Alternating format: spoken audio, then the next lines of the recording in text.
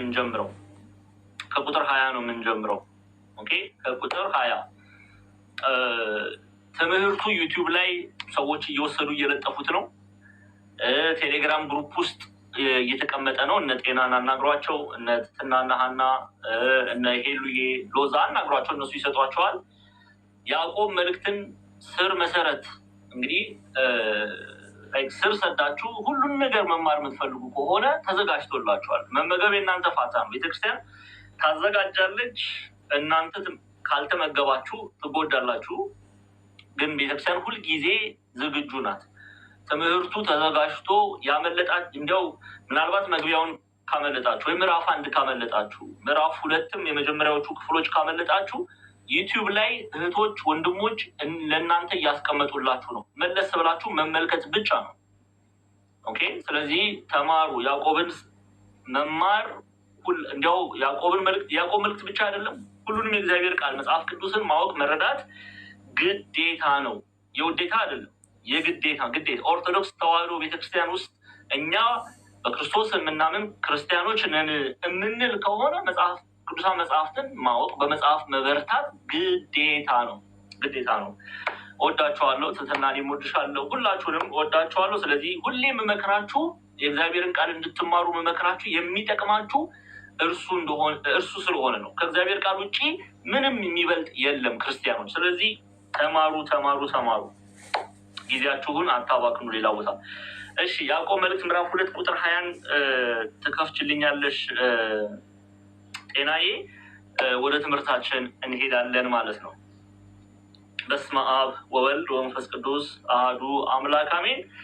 ሁላችሁንም በክርስቶስ ኢየሱስ ፍቅር ሰላም እያልኳችሁ የያዕቆብ መልእክት ተማሪዎች እንግዲህ ያዕቆብ መልእክት ምዕራፍ 2ን ዛሬ እንጨርሳለን ማለት ነው። ምዕራፍ 3ን ረቡዕ በተመሳሳይ ሰዓት ምሽት 3 ሰዓት ላይ እንጀምራለን።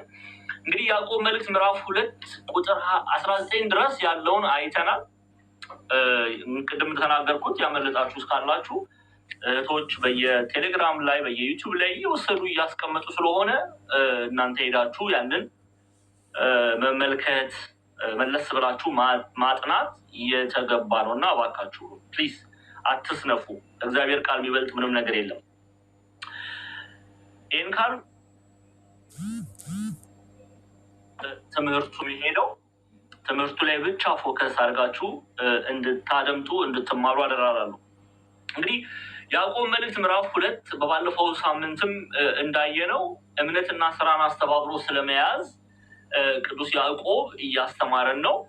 እዚህ ክፍል ላይ ገና ቁጥር 20 ላይ ገጸ ንባቡን እንመለከትና ቨርስ ባይ ቨርስ ኮሜንታሪ ስለሆነ የምናደርገው ገጸ ንባቡን እናይና ያዕቆብ እዚህ ክፍል ላይ ምን እየተናገረ ነው የሚለውን እንመለከታለን።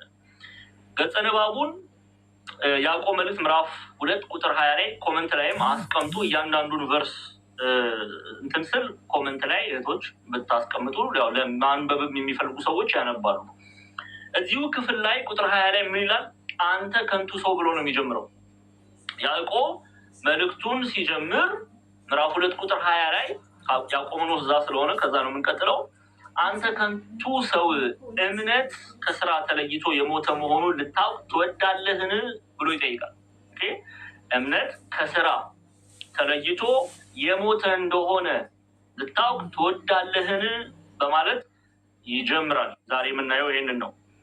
ማን ነው ከንቱ ሰው የተባለ የሚለውን እንመለከታለን። ከንቱ ያስባለውስ ምንድን ነው የሚለውን አያይዘን ምናይ ይሆናል ማለት ነው። እንግዲህ አንተ ከንቱ ሰው እምነት ከስራ ተለይቶ የሞተ መሆኑን ልታውቅ ትወዳለህን ብሎ የሚጠይቀው ያዕቆብ ከንቱ የሚለው በደንብ ስሙ። ያዕቆብ ከንቱ የሚለው ፍሬ የማያፈራ እምነት፣ በደንብ ስሙ። ፍሬ የማያፈራ የመንፈስ ቅዱስ ፍሬ የማያፈራ እምነት የያዘውን ሰው ነው። በቃ እኔ አምኛለሁ፣ ግን አምኛለሁ ብሎ ስራ የማይሰራውን እምነቱን ከስራ ጋር ያላስተባበረውን አማናዊ እምነትን ገንዘብ ያላደረገውን የመንፈስ ቅዱስ ፍሬ የማያፈራውን ሰው ከንቱ ብሎ ይጠራዋል። አቤት ዘመን! በዚህ ዘመን ስንት ከንቱ ሰዎች አሉ መሰላችሁ። እኔ አይደለም ያልኩት፣ ያዕቆብ ነው የሚናገረው። ስሙ። አንተ ከንቱ ሰው እምነት ከስራ ተለይቶ የሞተ መሆኑን ልታውቅ ትወዳለህን ብሎ ይጠይቃል። ኢትዮጵያውያንም ሆነ ግብፃውያን መተርጉማን ይሄንን ሀሳብ ሲያብራሩ በተለይ ከግብፃውያን ቤት የግብፅ አባት ብፁዕ አቡነ ሽኖዳ ይቅርታ ቄስ ቴዎድሮስ ማላቲ በፓትሪስቲክ ኮሜንታሪያቸው ላይ እንደ የጄምስ ኤፒስትል ኦፍ ጄምስ ቻፕተር 2 ቨርስ 20 ላይ ገብታችሁ ብትመለከቱ እንዲህ ይላሉ።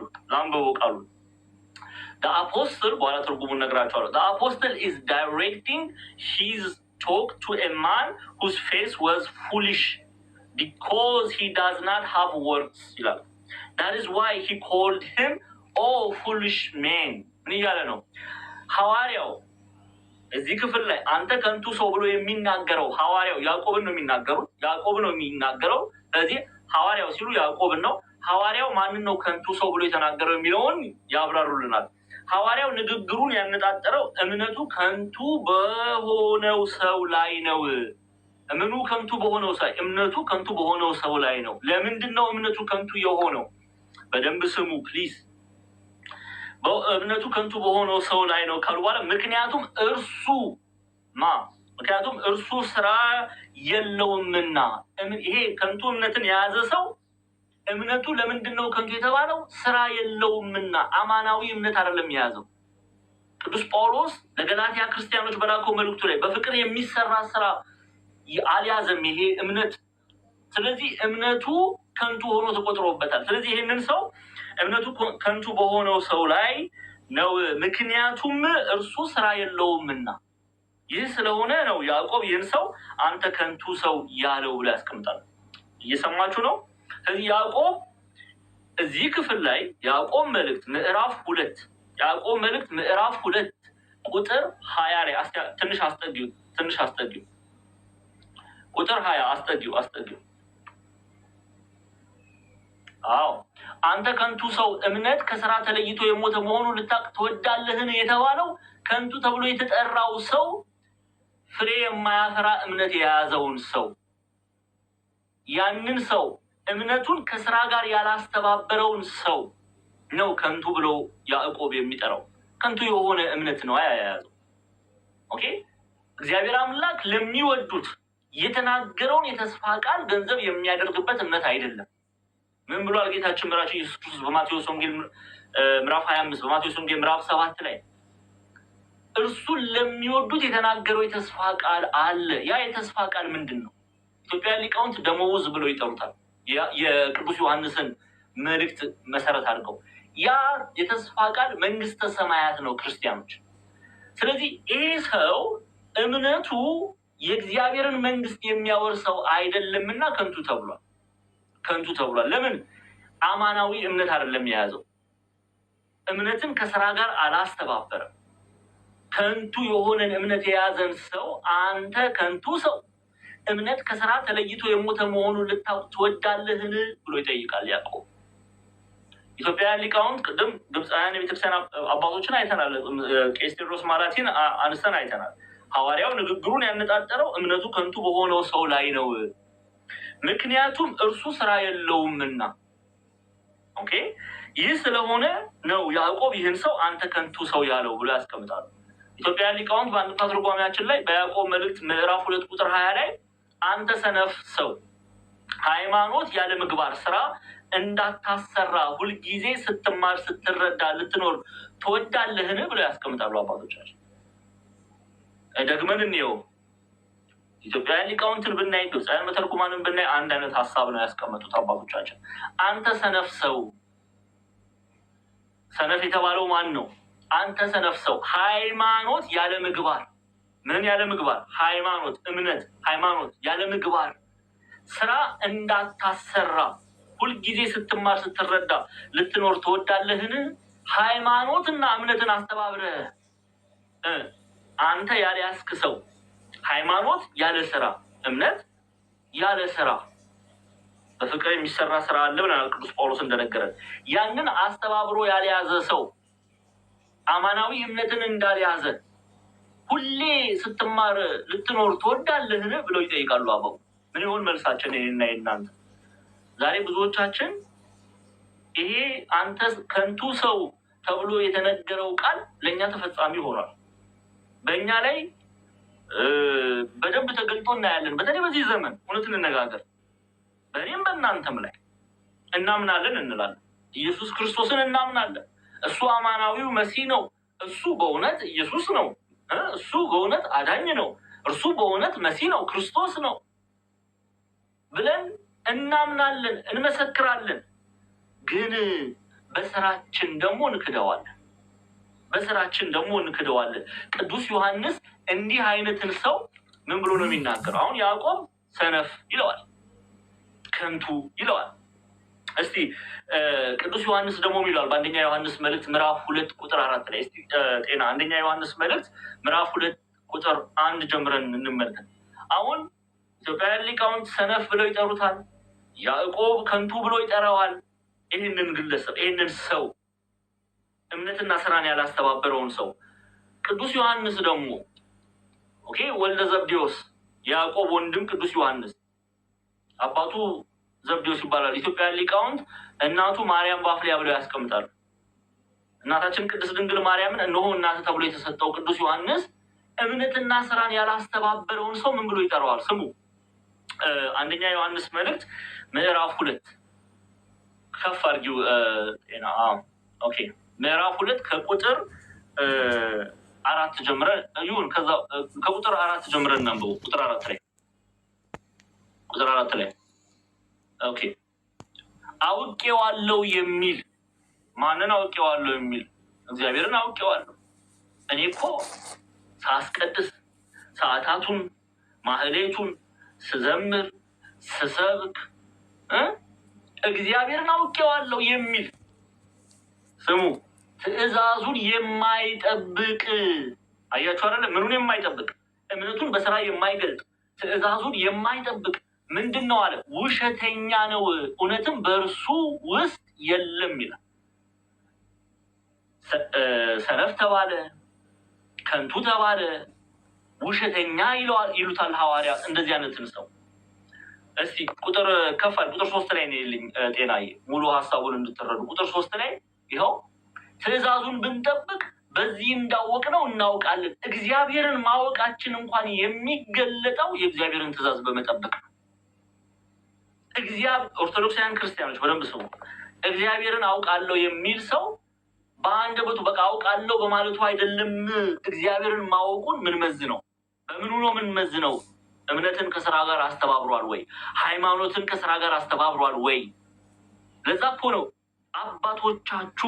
አባቶቻችን ኢትዮጵያውያን ሊቃውንት ምንድን ነው ያሉት?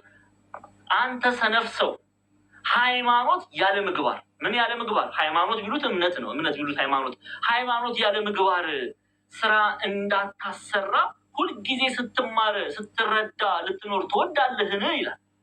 ሁለቱን አስተባብረህ ካልያዝክ ከንቱ እንደሆነ ሳታውቅ ቀርተህ ነው ወይ? ሁልጊዜ ይህንን ልትማር ትወዳለህን? ሰነፍ በሰነፍ መምህር በሰነፍ ተማሪ ይመስሉታል። ይህንን ሃይማኖት እምነት አንድ ላይ ነው። በአንድ አንቀጽ እናነበዋለን። ሃይማኖትን እና ስራውን ያላስተባበረውን ሰው ሰነፍ ብለው ይጠሩታል። ቅዱስ ዮሐንስም ትእዛዙን ብንጠብቅ ቁጥር 3 ላይ ተመለሽ ጤና ፕሊዝ። ትእዛዙን ብንጠብቅ በዚህ እንዳወቅነው እናውቃለን። ስለዚህ እግዚአብሔርን አውቃለሁ የሚል ሰው በምን ይታወቃል? የእግዚአብሔርን ትእዛዝ በመጠበቅ እምነትና ስራን አስተባብሮ በመያዝ ንስሐ በመግባት ስጋው ደሙን በመቀበል ከእግዚአብሔር ጋር በመተባበር በፍቅር የሚሰራውን ስራ በመስራት የምትወዱኝ ከሆነ ትእዛዛቴን ጠብቁ እንዳለ ጌታችን መድኃኒታችን ኢየሱስ ክርስቶስ ትእዛዙን በመጠበቅ እግዚአብሔርን ማወቁን እንመሰክራለን። አውቄዋለሁ የሚል ግን አለ ቅዱስ ዮሐንስ እዛው ቁጥር 4 ላይ አውቄዋለሁ የሚል ትእዛዙን የማይጠብቅ እሱ ምንድን ነው አለ? ውሸተኛ ነው አለ። ይኸው አውቄዋለሁ እያለ እግዚአብሔርን አውቃለሁ፣ እንደኔ እኮ የሚያስቀድስ የለም፣ እንደኔ እኮ የሚዘምር የለም፣ እንደኔ እኮ የሚሰብክ የለም። እና አንዳንዶቻችን አቤት እከሌ እኮ ሲያስተምር እሱ እኮ በቃ እግዚአብሔርን አወቀ ጨረሰ፣ አቤት እከሌ እኮ ስለ እግዚአብሔር ያለው እውቀት እንላለን። አንዳንዶቻችን ለእኔና ለእናንተ ሚዛን የምናደርገው ምንድን ነው? ክርስቲያኖች እኛ ሚዛን የምናደርገው አቤት ጥቅስ ሲናገር፣ አቤት ስትዘምር ድምጿ፣ እሷ እኮ በቃ እግዚአብሔርን በጣም ነው እኮ የምታከብረው፣ በጣም ነው እኮ የምትወደው እንላለን አይደለም? አቤት እሱ እኮ ሲያስተምር፣ አቤት እከሌ እኮ ሲቀድስ፣ የኔና የናንተ አንድ ሰው እግዚአብሔርን አውቋል ብለን የሆነ ሚዛን ላይ ስናወጣ ሚዛን እንዲደፋልን የምንፈልገው የድምፁ ማማር፣ ሲሰብክ ድምፁን ጎረን ማረጉ፣ የመጽሐፍ ቅዱስ ጥቅሶችን መናገሩ፣ የአባቶችን የአበውን ትምህርት መመስከሩ፣ ያ ብቻ አድርገን ነው የምንይዘው አይደለም። ያ ብቻ ሊሆን አይገባም። በህይወት የተገለጠ እምነት እግዚአብሔርን ያ ሰው እንደሚያውቅ ይገልጻል። እሺ እኔን ተውኝ። እኔ እንደሆነ አንድ ደካማ ወንድማችሁ ነኝ።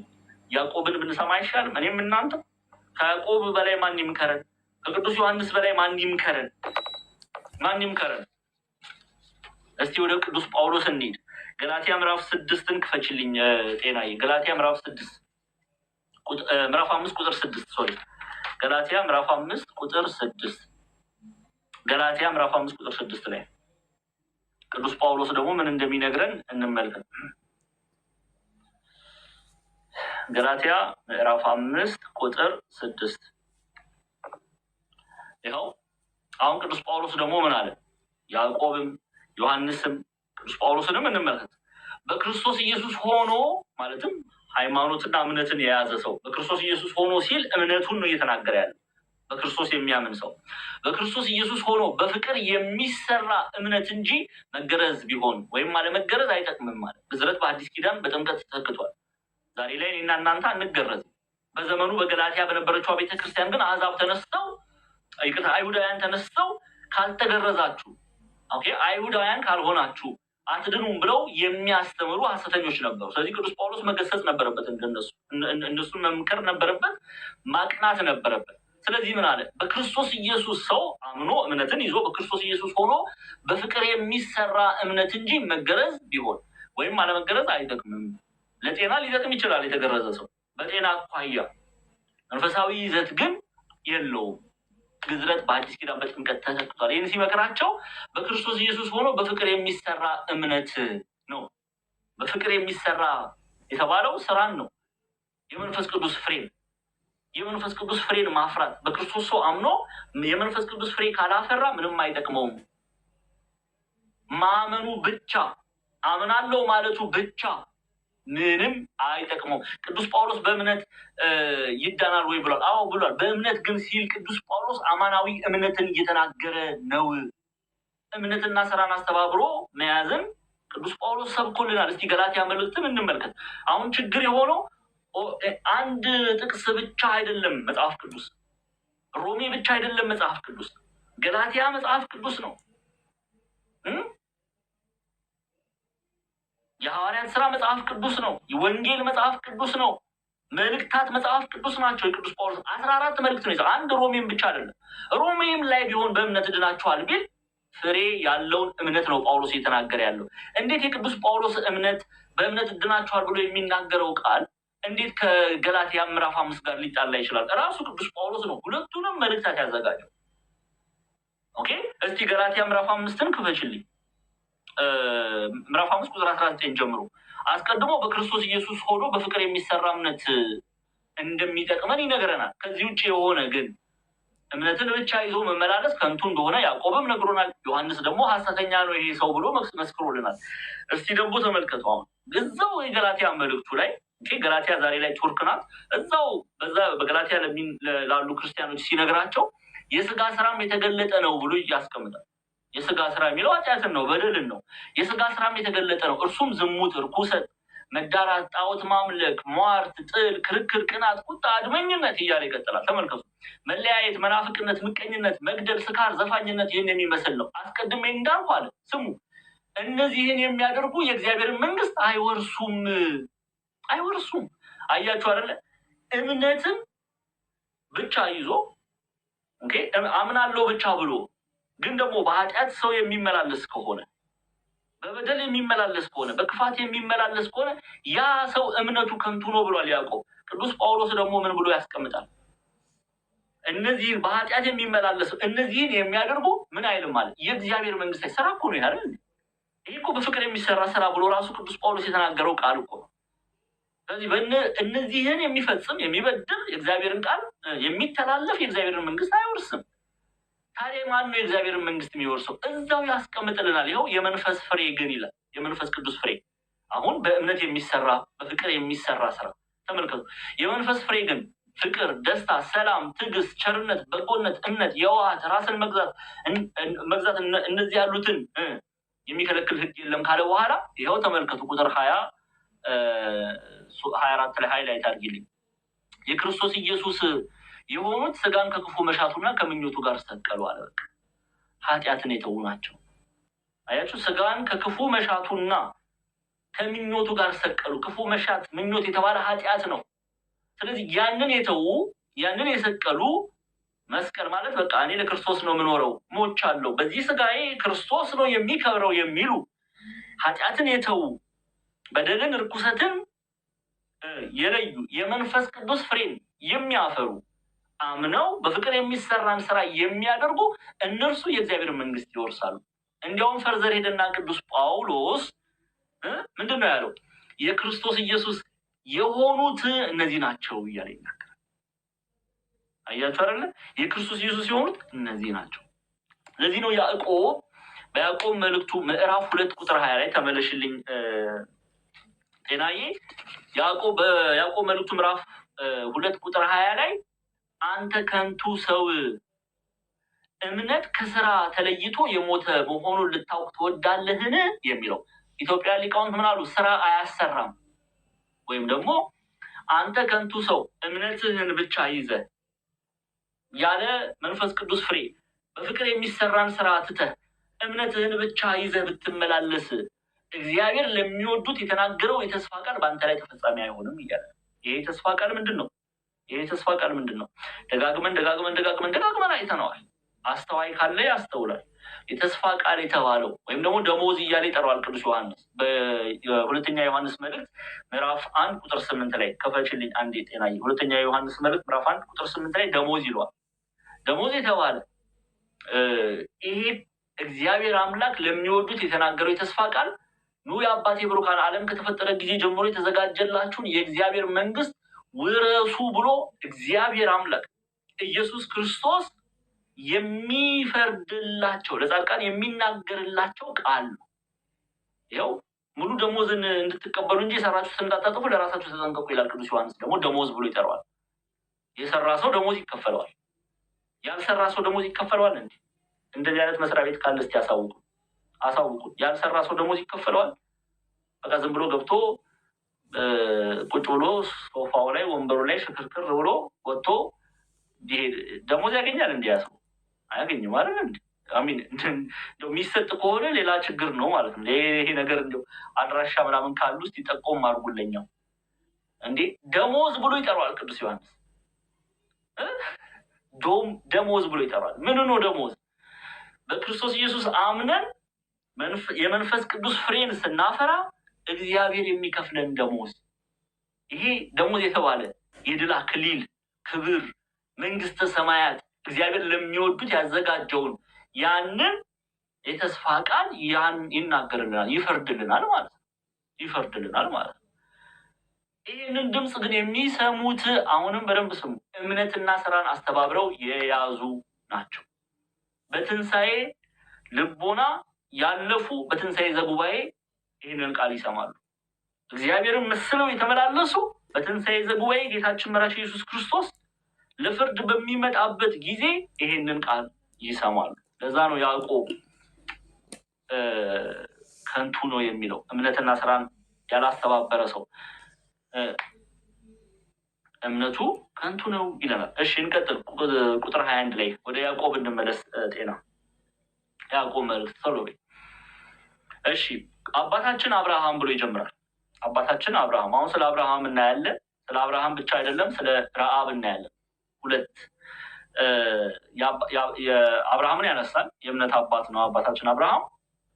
ስለ አብርሃም እምነትና ስራን ማስተባበሩን ይነግረናል ያዕቆብ። ከዛ ደግሞ ስለ ረአብም ደግሞ ይነግረናል። ረአብ ታላቅ የእምነት ሴት ናት። ስለ እሷም ያነሳል። ለምንድነው ሁለቱን ክፍል የሚያነሳው? ያዕቆብ ከብሉይ ኪዳን አባታችን አብርሃምንና ረአብን ያነሳል። በእምነት የተመሰከረላቸው በእምነት የዳኑ ሰዎች ናቸው። እምነትን ከስራ ጋር በማስተባበር በእምነት ብቻ ግን አይደለም። በደንብ ሰው እናየዋለን። በደንብ የረሃብንም እናያለን፣ አብርሃምንም እናያለን። እምነትና ስራን አስተባብረው መያዛቸውን ይነግረናል። አባታችን አብርሃም ልጁን ይስሐቅን በመሰዊያ ባቀረበ ጊዜ በስራው የጸደቀ አልነበረምን ብሎ ይጀምራል ቅዱስ ያዕቆብ። አባታችን አብርሃም እስቲ እንመለከታለን። ዘፍጥረት ምዕራፍ 22ን ታሪኩን የምናየው ዘፍጥረት ምዕራፍ 22 ላይ ነው።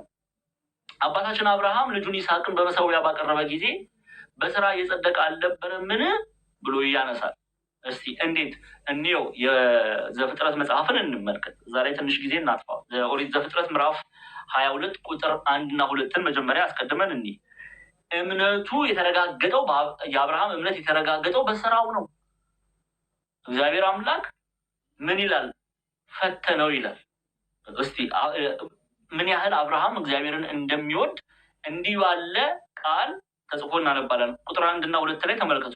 ከእነዚህም ነገሮች በኋላ ይስሐቅን ከሰጠው በኋላ እግዚአብሔር አምላክ አብርሃምን ምን አለው? ከእነዚህም ነገሮች በኋላ እግዚአብሔር አብርሃምን ፈተነው ይላል። ኦኬ። እንዲህም አለው፣ አብርሃም ሆይ አብርሃም፣ እነሆ አለው አለ ይላል። አሁን አብርሃም እግዚአብሔር አምላክ አብርሃም አባታችን አብርሃም ለእግዚአብሔር ያለውን ፍቅር እኔና እናንተንም ሊያስተምረን ስለወደደ የሚወደውን ይስሐቅን እንዲሰዋለት ሲጠይቀው እናያለን። አሁን እሺ ወንድማችን ጰላድ መጥቷል። አንድ ሰው ብቻ ለወንድማችን ጰላድ ቦታ እንልቀቅ። እሺ አንድ ሰው ገስት ላይ ላስገባሽ። ጰላድ መምህራን ሲመጡ ወንድሞች አረ አንድ ሰው መቼ ይሆን የሚያልፍልን? ጭራሽ 3 አደረጋችሁት። ይመቻችሁ። ምንም ማለት ምንም ማለት ነው። እሺ ምንም ማለት ነው። አረ አንድ ነው እኮ ያልኩት፣ አንድ ሰው። ኤኒዌይስ እንቀጥል። እሺ ሚዩት ያደርጋችሁ። እሺ እንቀጥል። ሰላም ይበሉን። አዲ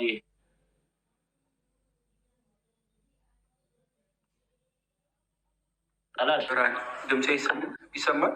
ይሰማል። ማይኩ ያርነዋል መሰለኝ። ቀሲስ ይፍቱኝ ባርኩኝ። ሰላም ብያለሁ። እንዴት አላችሁ? ዲያቆናት ሁላችሁ፣ መምህራን ሁሉ ሰላም ብያለሁ።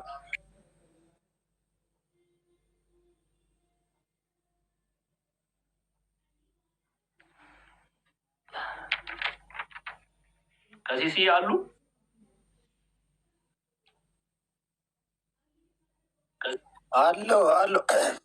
አለው ላይ ኮንጌል ትምህርቱን እንዳላቋርጥ ብዬ ነው።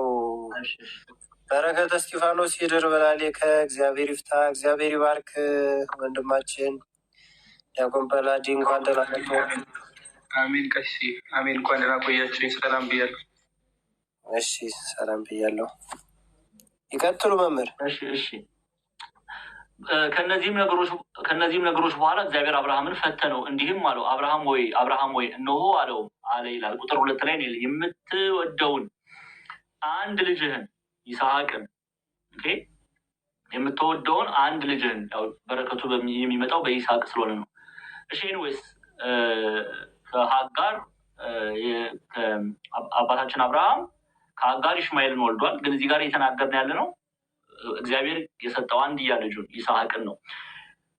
የምትወደውን አንድ ልጅን ይስሐቅን ይዘህ ወደ ሞሪያ ምድር ሂድ፣ እኔም በምነግርህ በአንድ ተራራ ላይ በዚያ መስዋዕት አድርገህ ሰዋው አለው። አሁን እግዚአብሔር አብርሃምን ይህንን ጥያቄ ያቀረበው እግዚአብሔር አምላክ ለአብርሃም ምን ያህል አብርሃም እግዚአብሔርን እንደሚወድ ለማወቅ ነው። አብርሃም ግን ምን አለ? ያው ታሪኩን ታውቁታላችሁ። ሰዓታችን ለመጠበቅ ቁጥር 15 እና 18 ላይ አብርሃም የሚወደውን ይስሐቅን ለመሰዋት ወሰደ። የእግዚአብሔርን ቃል ጠበቀ፣ ታዘዘ፣ ለእግዚአብሔር ታዘዘ። የሚወደውን ልጁን ይስሐቅን እስከ መሰዋት ድረስ እሺ አለ። አሁን ከእግዚአብሔር የተላከው መልአክ ወይም የእግዚአብሔር መልአክ ይለዋል ቃሉ። ቁጥር 15 ላይ ነው። ምን እንደሚል ስሙ። ከቁጥር 15 ጀምረን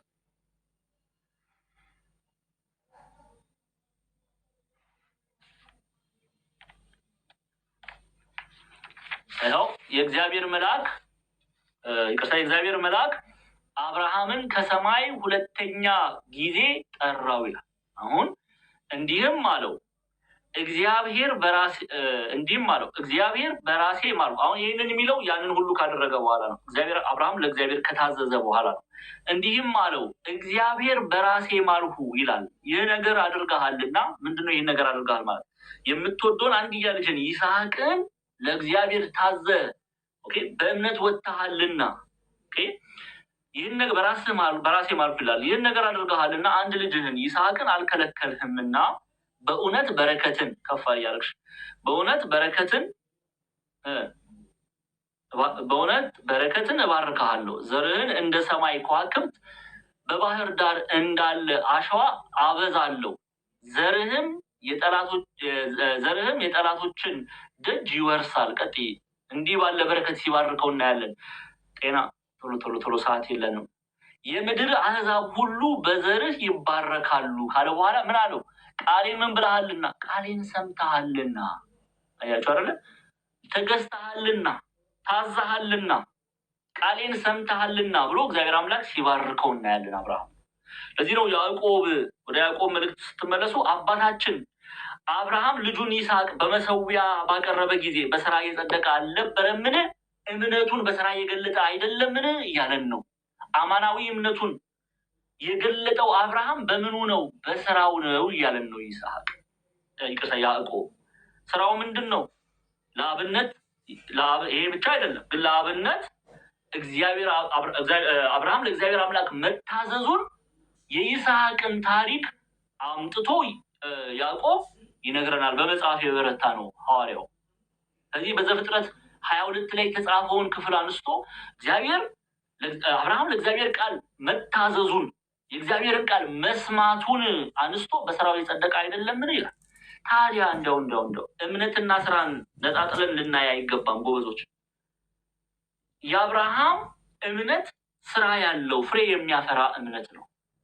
እውነተኛ እምነት ነው። ይሄ ተገለጠ።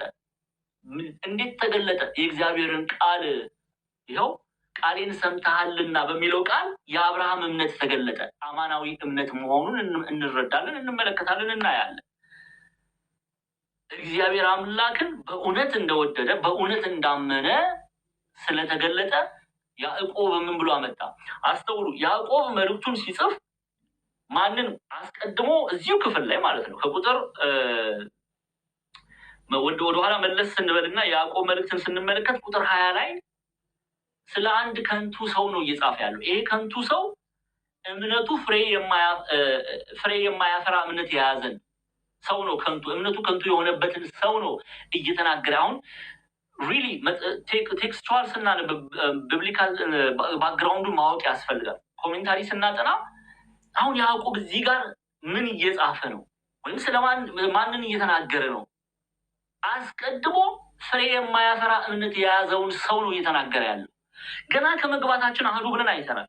ይሄ ሰው ምንድን ነው? እምነቱ ከንቱ ነው። ለምንድን ነው እምነቱ ከንቱ የተባለው? ስራው የመንፈስ ቅዱስ ፍሬ የሚያፈራ እምነት አይደለም የያዘው። ኦኬ፣ እምነትና ስራን ያስተባበረ ሰው አይደለም። ስለዚህ ያዕቆብ ይህንን ሰው እየገሰጸ እንዲህ የሚለውን ሰው እየገሰጸ እምነት አያስፈልገኝም አንዴ አምኛለሁ ብሎ የሚመላለሰውን ሰው በኃጢአት በበደል የሚመላለሰውን ሰው ፍሬ የማያፈራውን ሰው እየገሰጸ ያን ሰው ለማስተማር አብርሃምን ያነሳል። ጎበዝ። ለምንድን ነው አብርሃምን የሚያነሳው? የዛን ሰው ሀሳብ ለመደገፍ ነው እንዲህ አብርሃምን የሚያነሳው ያዕቆብ አይደለም። አብርሃም እምነቱ የገለጠው በስራ ነው። አብርሃም እምነቱን የገለጠው በምንድን ነው? በስራ ነውና ያንን ሰው ለመግሰጽ፣ ያንን ሰው ለመምከር፣ ያንን ሰው ከንቱ የተባለውን ሰው ለማቅናት ምን ያደርጋል ያዕቆብ? ምን ያደርጋል? አብርሃምን ያነሳል። ለዚህ ነው አብርሃም የእግዚአብሔርን ቃል በመስማቱ የሚወደውን አንድያ ልጁን ኦኬ ከእግዚአብሔር የተቀበለው አንድያ ልጁን የሚባረክበትን እኔና እናንተ የተባረክንበትን አንድያ ልጁን ይስሐቅን ሰዋልኝ አለው። አብርሃም ግን ከስጋና ከደም ጋር አልተማከረም እንደ ቅዱስ ጳውሎስ። የእግዚአብሔርን ቃል ሰማ፣ ወጣ፣ በእምነት ወጣ። ለዚህ ነው ያዕቆብ አባታችን አብርሃም ልጁን ይስሐቅን በመሰዊያ ባቀረበ ጊዜ በስራ የጸደቀ አልነበረምን ይላል። በስራ የጸደቀ አልነበረምን ሲል ግን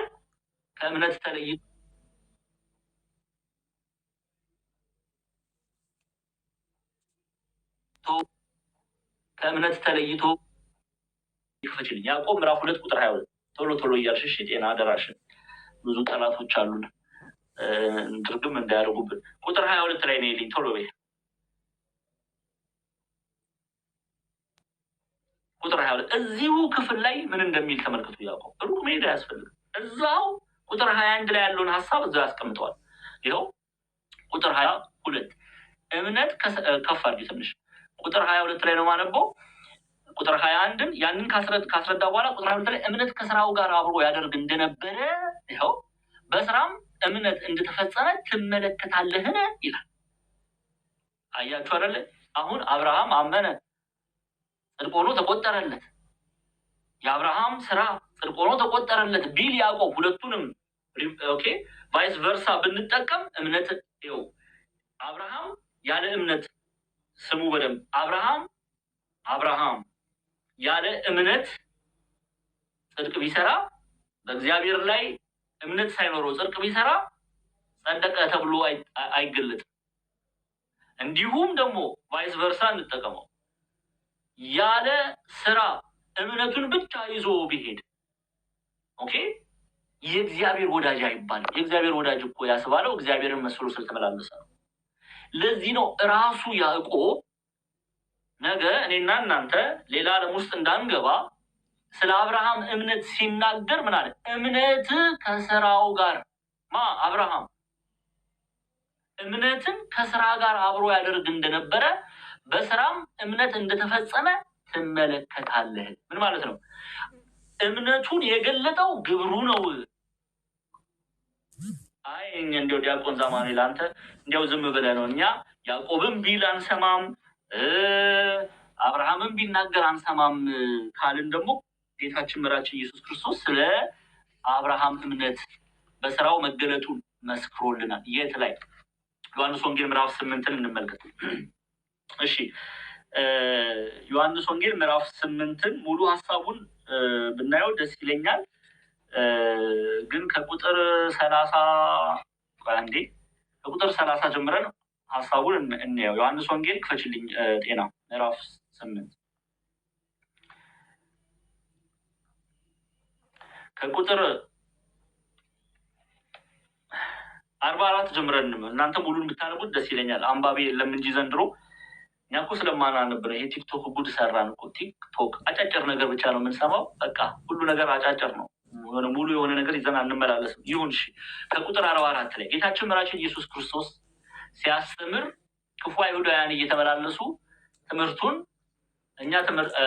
ላለማድመጥ አባታችን አብርሃም ነው አንተ ማነህ እያሉ ይጠይቁታል። ለእነሱ የመለሰውን መልስ ነው የምንመለከተው። ስሙ ቁጥር 44 ጀምሬ ላንብበው። እናንተ ቁጥር 42 ላይ ነው። ኢየሱስም አላቸው ብሎ ይጀምራል። ቁጥር 42 ኢየሱስም አላቸው እግዚአብሔርስ አባታችሁ ከሆነ በወደዳችሁኝ ነበረ። ምክንያቱም እነሱ አባታችን እግዚአብሔር ነው፣ አባታችን አብርሃም ነው እያሉ የብሉይ ኪዳን አባቶችን ያነሳሉ። እርሱ ግን ምን አላቸው? ኢየሱስም አላቸው ይላል። ለስም አጠራሩ ክብር ምስጋና ይግባው።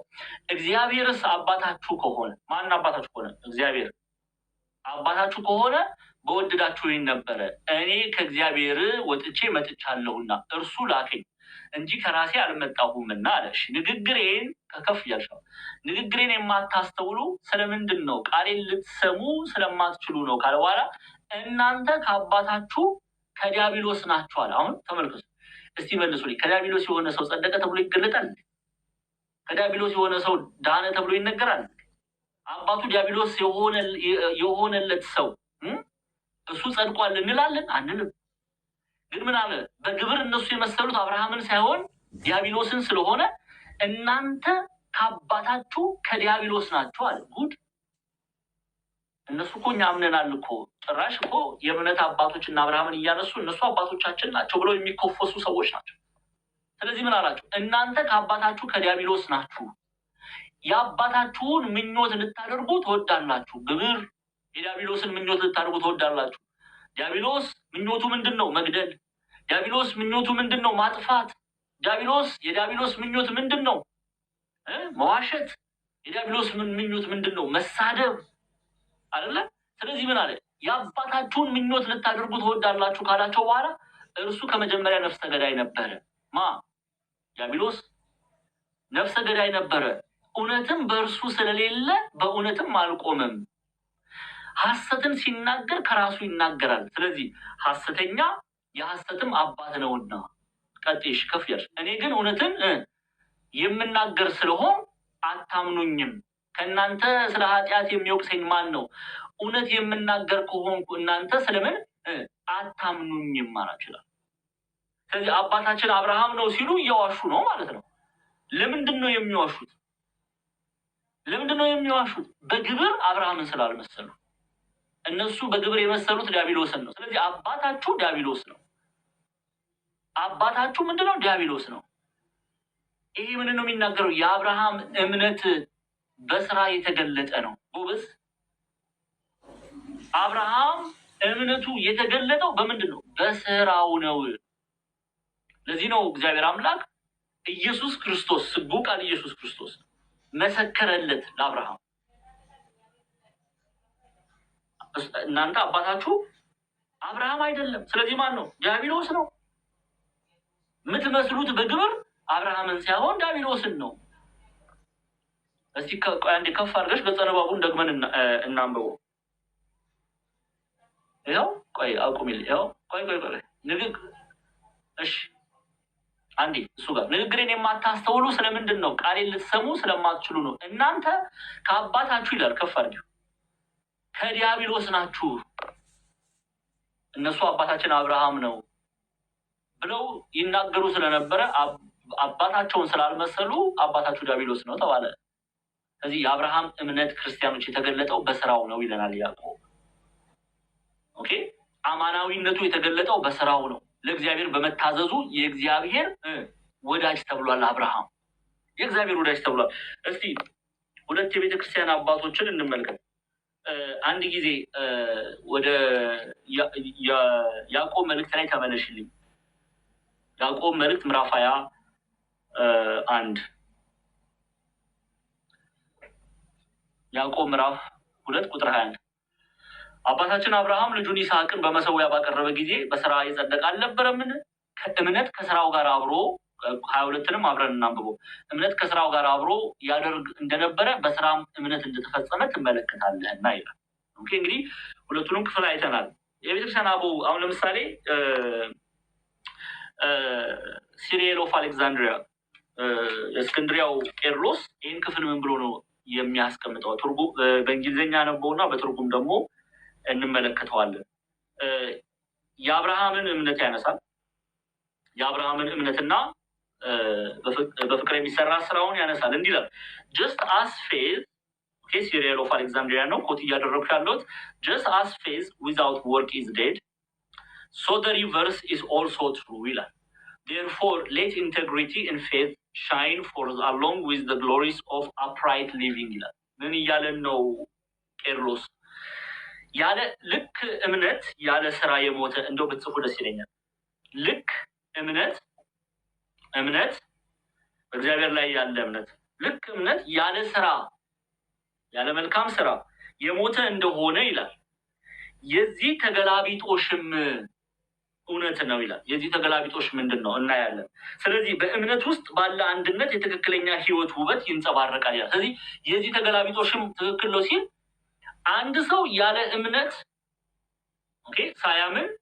ሳያምን መልካም ስራ ቢሰራ በክርስቶስ ኢየሱስ ሳያምን መልካም ስራ ቢሰራ እንዲያው አሉ አሁን እንዲያው ስም ማንሳት አያስፈልግም። አንዳንዶቻችሁ ሁሉ ልትከራከሩላቸው ትችላል። አቤት ይሄ ሰው እኮ ደግ ነው፣ አቤት የተቸገሩ ሰዎች ሲረዳ ምናምን እንላለን። በክርስቶስ ኢየሱስ የማያምን ግን አምላክ የለውም። ኦኬ፣ አምላክ የለውም፣ ፍሬ አያፈራም። ምንም የፈለገ ነገር ያለውን ንብረት ሁሉ ቢሰጥ ያለውን ሀብት ቢያፈስ እንዲያው ድሆችን እያሰለፈ ቢመግብ በክርስቶስ ኢየሱስ የማያምን አምላክ የለውም ይላል ቅዱስ ዮሐንስ። እና ያለን የመጽሐፍ ቅዱስ ክፍልን ሁለተኛ ዮሐንስ መልእክትን ትከፍችልኛለሽ ጤና። በተመሳሳይ መልኩ ቄርሎስ እንደሚነግሩን በተመሳሳይ መልኩ እምነት ያለ ስራ ከንቱ ነው። እምነትና ስራን ያላስተባበረ ሰው፣ እምነቱን በስራ ያልገለጠ ሰው ከንቱ ነው። እንዲሁም በክርስቶስ ሳያምን በእግዚአብሔር ሳያምን ደግሞ መልካም ቢያደርግም ስራም ያለ እምነት ከንቱ ነው። ስለዚህ አንነጣጥለውም ነው የምትለው ከኦርቶዶክሳዊት ቤተክርስቲያን። ይኸው አባቶች እኮ እዚህ አሉ አይደል እንዴ? አንነጣጥልም እምነትና ስራ። ሰው በእምነት ድኗል ሲባል ፍሬ የሚያፈራውን እምነት ነው ቤተክርስቲያን የምትናገር ትናገራለች። ከኦርቶዶክሳዊት ቤተክርስቲያን በእምነት ድነሻል፣ በእምነት ድነሃል ትላለች። ግን ይሄ እምነት አማናዊውን እምነት ነው የምትናገረው። ፍሬ ያለውን ስራ የሚሰራውን የሚያፈራውን እምነት ነው ቤተክርስቲያን የምትናገረው። እስቲ ወደ ቅዱስ ዮሐንስ ከመምጣቴ በፊት ደግመን እንየው ይሄንን ክፍል። ምንድን ነው ያለው ቄርሎስ? ልክ እምነት ያለ ስራ የሞተ እንደሆነ እሺ፣ የዚህ ተገላቢጦሽም እውነት ነው። ስለዚህ በእምነት ውስጥ ባለ አንድነት የትክክለኛ ህይወት ውበት ይንጸባረቃል። በእምነት ውስጥ ያለ አንድነት፣ እምነትና ስራን አንድ አድርጎ ማሰር፣ ይሄ ነው ውበት። ቄርሎስ እኮ ኬትም አምጥቶ አልተናገረም። እስክንድርያው ቄርሎስ ኬትም አምጥቶ አልተናገረው። እየተናገረ ያለው የቅዱስ ጳውሎስን ቃል ነው። ጎበዝ፣ የሚጠቅመው በክርስቶስ ሆኖ በፍቅር የሚሰራ ስራ ያለውን የቅዱስ ጳውሎስን ቃል ነው እየደገመልን ያለው። ግልጽ ነው አይደል? ምንም እኮ ያጣላ ነገር የለም። እስቲ እሺ ወደ መልእክት እንመለስ። መጽሐፍ ቅዱሳዊ ነው መልእክቱ። ጥቅስ እንጥቀስ። እሺ እንጥቀስ። እሺ ወደ ሁለተኛ ዮሐንስ መልእክት እንመለስ። ጤና ሁለተኛ ዮሐንስ መልእክት ምዕራፍ 1 ጋር ነው። እስቲ ቁጥር 9 ላይ ነው። ሁለተኛ ዮሐንስ መልእክት ከቁጥር 7 ጀምረን ይሁን። እሺ ያው ቁጥር 9 ላይ እሱን እናየውና ሁሉን ሀሳብ እናየዋለን። እንግዲህ ለሚወጣ ሁሉ አለ በክርስቶስ ትምህርት ለማይኖር ሰው ማለት ሁሉንም ሰው ነው። በአራቱም የምድር ማዕዘናት ያሉትን ሰዎች ነው የሚናገረው። ለሚወጣ ሁሉ በክርስቶስ ትምህርት ለማይኖር ሰው አምላክ የለውም ማለት ነው። ምንድን እናድርግሽ? እኛ እከሌ እኮ በጣም ደግ ነው እንዲሁ ታዲያ ዲያቆን ዛማኑኤል እከሌ እንደዛ ሁሉ ብር እያፈሰሰ እሱ እኮ በቃ ያለውን ንብረቱን ሁሉ እንደዛ እያፈሰሰ እንዲያው አይጸድቅም እያልክ ነው? እኔ ያለንም ዮሐንስ ይናገራል። ይሄን የምናገረው የዮሐንስን ቃል ነው። የእኔ እምነት የቅዱስ ዮሐንስ እምነት ነው።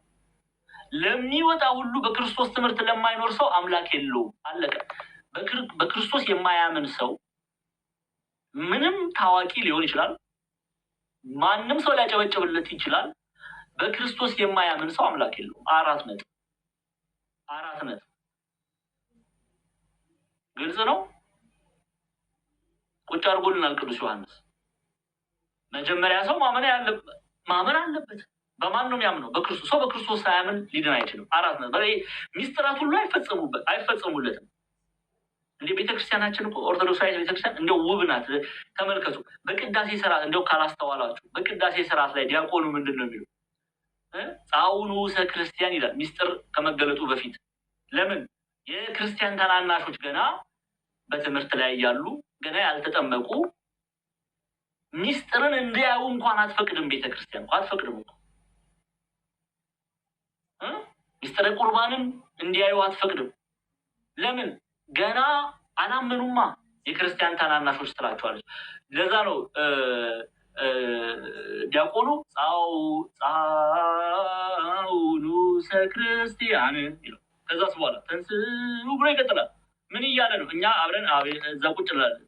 ውጡ እያለ እኮ በቃ የክርስቲያን ታናናሾች ሚስጥር ሊገለጥ ነው። ሚስጥረ ቁርባን ሊገለጥ ነው። እናንተ ይህንን ከዚህ ሚስጥር ልትካፈሉ አትችሉም። ለምን? ማመን ይቀድማላ ጎበዝ። ስለዚህ የክርስቲያን ታናናሾች ውጡ እየተባለ ነው። ግልጽ ነው አይደለ? ወንጌል ናት ቤተክርስቲያን ራሱ። ቅዳሴዋ ወንጌል ነው። ለዛ ነው ለሚወጣ ሁሉ በክርስቶስ ትምህርትም ለማይኖር ሰው አምላክ የለውም ማለት። አሁን ቅድም ያዕቆብ እንደነገረ ቅዱስ ቄርሎስም እንደተናገረው የእስክንድርያው ቄርሎስ። ኦኬ አሁን ደግሞ እዚሁ እንመለከት። ይቀጥልና ቅዱስ ዮሐንስ ሰው በክርስቶስ ትምህርት ለሚኖር ደግሞ አብና ወልድ አሉት ይላል። በማን ለሚኖር? በክርስቶስ ትምህርት ለሚኖር እርሱ እግዚአብሔር አለው፣ እርሱ አምላክ አለው እያለ ነው። ከኔ ጋር ናችሁ? እሱ አምላክ አለው።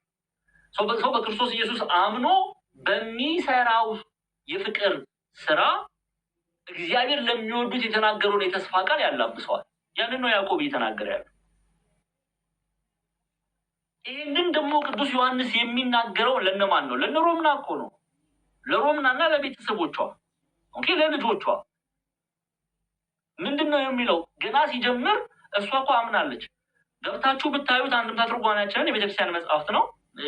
ቤተክርስቲያን የቅዱስ ዮሐንስ መልእክት ትርጉም ነው። ኦኬ መልእክተ ዮሐንስ ሁለተኛ ገብታችሁ አንብቡት ትርጉሙን። ጵሮክሮስ እና ዮሐንስ አስቀድሞ ወደ እሷ ቤት ገብተዋል፣ አስተምረዋታል። ኦኬ ከዛ ወደ ቤተክርስቲያን ተጨምራለች። አሁን ካመነች በኋላ ነው የሚጽፍላት ጎበዝ። አይ እኮ ሳያምኑ በፊት ነው ልንል አንችልም። ካመነች በኋላ ነው የሚጽፍላት። እስቲ ከፍ በይና ቁጥር 1 2 3 እንመልከት። ጤናዬ ቶሎ ቶሎ ቶሎ ቶሎ ካመነች በኋላ ነው የሚጽፍላት። ክርስቲያኖች ስሙ። በእኛ ስለሚኖርና ከኛ ጋር ለዘላለም ስለሚሆን እውነት እኔ ሽማግሌው ዮሐንስ ነው በእውነት ለምወዳቸውና እኔ ብቻ ሳልሆን እውነትን የሚያውቁ ሁሉ ደግሞ ለሚወዷቸው ለተመረጠች እመቤትና ለልጆቿ እውነት የተባለ ክርስቶስ ነው። እውነት የተባለ የእግዚአብሔር ቃልን ነው። ክርስቶስን የሚያውቁ የእግዚአብሔርን ቃል የሚያውቁ ማወቃቸው ደግሞ በፍቅር በሚሰራ ስራ የተገለጠ እነሱ ክርስቲያኖችን ነው የሚናገረው። ለምወዳቸው እኔ ብቻ ሳልሆን አለ። እርሱ ብቻ አይደለም፣ ቅዱስ ዮሐንስ ብቻ አይደለም የሚወዳት ሮምናንና ልጆቿን፣ አንዳንድ ልጆቿን፣ ምክንያቱም ፍሬ ስለሚያፈሩ። ቅዱስ ዮሐንስ ብቻ ሳይሆን እውነትን የሚያውቁ ክርስቶስን የሚያውቁ የእግዚአብሔርን ቃል የሚያውቁ ማወቃቸው ቅድም ራሱ ቅዱስ ዮሐንስ እንደተናገረው ማወቃቸውን በስራ የገለጡ የሚወዷቸው ቤተክርስቲያን አቅሌሲያ የክርስቲያኖች ህብረት የሚወዷቸው እያለ ነው። እኔም ወዳታለሁ፣ እሷንም በእርሷ ስርም ያሉ ልጆቿን ወዳለሁ። እኔ ብቻ አይደለውም፣ ከኔም ጋር ያሉ እውነትን የሚያውቁ ክርስቶስን የሚያውቁ ከሐዋርያት የሚሰለፉ የሚወዷቸው። ለምንድነው የሚወዷቸው? ጎበዝ ክርስቲያኖች ለምንድነው ሮምናን እና ልጆቿን የሚወዱ? ምክንያቱም ፍሬ እያፈራች ስላለች። እሺ እንቀጥል። ለምወዳቸው እኔ ብቻ ሳልሆን አለ እውነት የሚያውቁ ክርስቶስን የሚያውቁ ሁሉ ደግሞ ለሚወዷቸው ለተመረጠች እመቤትና ለልጆቿ ካለ በኋላ ቁጥር ይኸው 3 ላይ ተመልከቱ። 2 እና 3 ከእግዚአብሔር አብና ከአብ ልጅ ከኢየሱስ ክርስቶስ ጸጋ፣ ምሕረት፣ ሰላም በእውነትና በፍቅር ከኛ ጋር ይሆናሉ አለ። እውነትንና ፍቅርን እምነትንና ስራን የያዘ ሰው ምን ይላበሳል እያለ ነው። ጸጋን ያገኛል፣ ምሕረትን ያገኛል፣ ሰላምን ያገኛል። እውነትን በስራ የገለጠ ሰው ፍቅር የሚለው ግብር ነው፣ ስራን ነው። ግቡና ሂዱ የአባቶችን ትምህርት አንብቡ። እምነትንና ስራን የያዘ ሰው ሮምና እና አንዳንድ ልጆቿ እምነትን በስራ የገለጡ ናቸው። እምነታቸውን በፍቅር በሚሰራ ስራ የገለጡ ስለሆነ ምን አላቸው? የእግዚአብሔር ሰላም፣ የእግዚአብሔር ምሕረት፣ የእግዚአብሔር ጸጋ ከእናንተ ጋር ነው እያለ ነው። ከእናንተ ጋር ብቻ አይደለም፣ ከሐዋርያት ጋር ነው። ኦኬ ከሐዋርያት ጋር ብቻ አይደለም፣ ከእውነተኞቹ ደቀ መዛሙርት ጋር ነው። ከእውነተኞቹ ክርስቲያኖች ጋር ነው። የእግዚአብሔር ጸጋ፣ ምሕረት፣ ሰላም። ሰው የእግዚአብሔርን በረከት መብላት የሚፈልግ ከሆነ እምነትና ስራን ማስተባበር ነው ያለብን። አንዳንድ ጊዜ እኮ ቆም ብለን ልናስብ ያስፈልጋል። ለምንድን ነው ጸሎታችን የማይሰማው? እኛ እዚህ ሰው እያስለቀስን፣ ሰው እያሳዘንን፣ እኛ ሰውን እየበደልን ይቅር ማለትን አንፈልግም ብለን ደግሞ በእግዚአብሔር ፊት በጸሎት እንቆማለን። ይሄ ስድብ ነው ይላሉ አባቶቻችን። እኔ አይደለም ያልኩት፣ የቤተክርስቲያን አባት እንዲሁ አባታችን ሆይ በሰማያት የምትኖር ስምህ ይቀደስ፣ መንግስት ትምጣ፣ ፈቃድህ በሰማይ እንደሆነች እንዲሁ በምድር ትሁን ያለን እኔም የበደሉኝን ይቅር እንደምንል ይቅር በሉኝ። እዚህ እኮ እኛ የበደሉን ይቅራል። ይሄ እኮ ስድብ ነው፣ ማጭበርበር እኮ ነው፣ በእግዚአብሔር ላይ መዘባበት ነው። ታዲያ ለምንድን ነው ይመስላችኋል ጸሎታችን መልስ ይዞ የማይመጣው? ይኸው ራሱ እኔ ላይ ማፍጠጥ የለም። ይኸው መፍትሄ ይኸው እዚሁ ራሱ ይናገራል ቅዱስ ዮሐንስ። ከእግዚአብሔር አብና ከአብ ልጅ ከኢየሱስ ክርስቶስ ጸጋን ምንፈልግ ከሆነ ምሕረትን ምንፈልግ ከሆነ ሰላምን ምንፈልግ ከሆነ አለ በእውነትና በፍቅር ከኛ ጋር ይሆናሉ። እውነትና ፍቅር እምነትንና ስራን አስተባብረን ከያዝን እነዚህ የእግዚአብሔር ጸጋ፣ ምሕረት፣ ሰላም ከኛ ጋር ይሆናሉ፣ በረከት ትበላላችሁ እያለ ነው። እኛ ግን እውነትን ይዘን ፍቅር የለንም። እናምናለን እንላለን፣ በክርስቶስ እናምናለን እንላለን፣ ፍቅር የሚለውን ላይ እንዘላለን። ድሮ ህፃን እያለን የምንጫወተው ጨዋታ ነበረ። የሆነ እናሰምርና ከሰኞ እስከ ዓርብ ለክለክቾ ነው የሚባለው። ለነገሩ እናንተ እዚህ ያላችሁ አብዛኞቻችሁ የቦሌ ልጆች ስለሆናችሁ ፕሌይስቴሽን ምናምን ነው። እኔ ዲያቆን ክርስቶፎሮስ ጳላዲዮስ ተጫውተን ሊሆን ይችላል። የቀሲስን አላውቅም። እየዘለልን ነው እኛ የምንሄደው። በቃ አንዱ ላይ እንቆምና ሰኞ ማክሰኞ ተባለ። እሺ እኛ ሰኞ ላይ ቆመን ማክሰኞን ዘለን ረቡዕ ጉብ ነው ማለት የምንፈልገው። ረቡዕ ዕለት ነው ጉብ ማለት የምንፈልገው። ፍቅር የምትለዋ ነገር ታመናለች። ለፍቅር የሚሰራ ስራ የለም። ስለዚህ ደግሞ እናጉረመርማለን በረከትን ሳንበላ ስንቀር። ስለዚህ ምን አለ? ከእግዚአብሔር አብና ከአብ ልጅ ከኢየሱስ ክርስቶስ ጸጋ፣ ምሕረት፣ ሰላም በእውነትና በፍቅር ከኛ ጋር ይሆናሉ አለ። እሺ ቀጣይ ቁጥር 4 ላይ ነው ይልኝ። አሁን ስሙ። ትእዛዝን ከአብ እንደተቀበልን ከልጆችሽ በእውነት የሚሄዱ አንዳንዶች ስላገኘኋቸው እጅግ ደስ ብሎኛል። አሁንም እመቤቴ ሆይ እርስ በርሳችን እንድንዋደድ እለምንሻለሁ። ይህቺ ከመጀመሪያ በእኛ ዘንድ የነበረች ትእዛዝ ናት እንጂ አዲስ ትእዛዝን ምጽፍልሽ አይደለም። እኔ ከጌታ የተቀበልኳት ከአምላኬ የተማርኳትን ነው ለአንቺ ማስተምርሽ። እለምንሻለሁ በዚህ ህይወት እንድትቀጥይ አሁን በምታሳየው እያፈራሽ ባለሽው ፍሬ አንቺ ብቻ አይደለሽም ልጆችሽም እያፈሩ ባሉት ፍሬ እንድትቀጥይ እለምንሻለሁ። እየሰማችሁ ሐዋርያት ይለምኑናል ፍሬ እንድናፈራ። አምነን በክርስቶስ ኢየሱስ አምነን በፍቅር የሚገለጥ ፍሬ አለ፣ በፍቅር የሚሰራ ስራ አለ።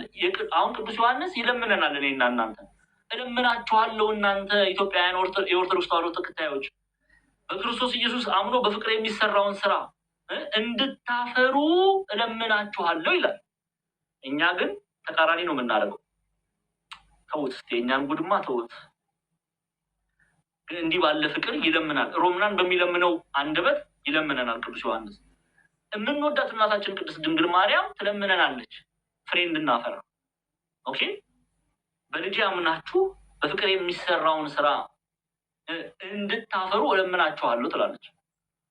ምክንያቱም ሰው እምነትና ስራን ካላስተባበረ እምነቱ ሃይማኖቱ ከንቱ ነው። ሰነፍ ይሉታል አበው አይደለም፣ ከንቱ ነው።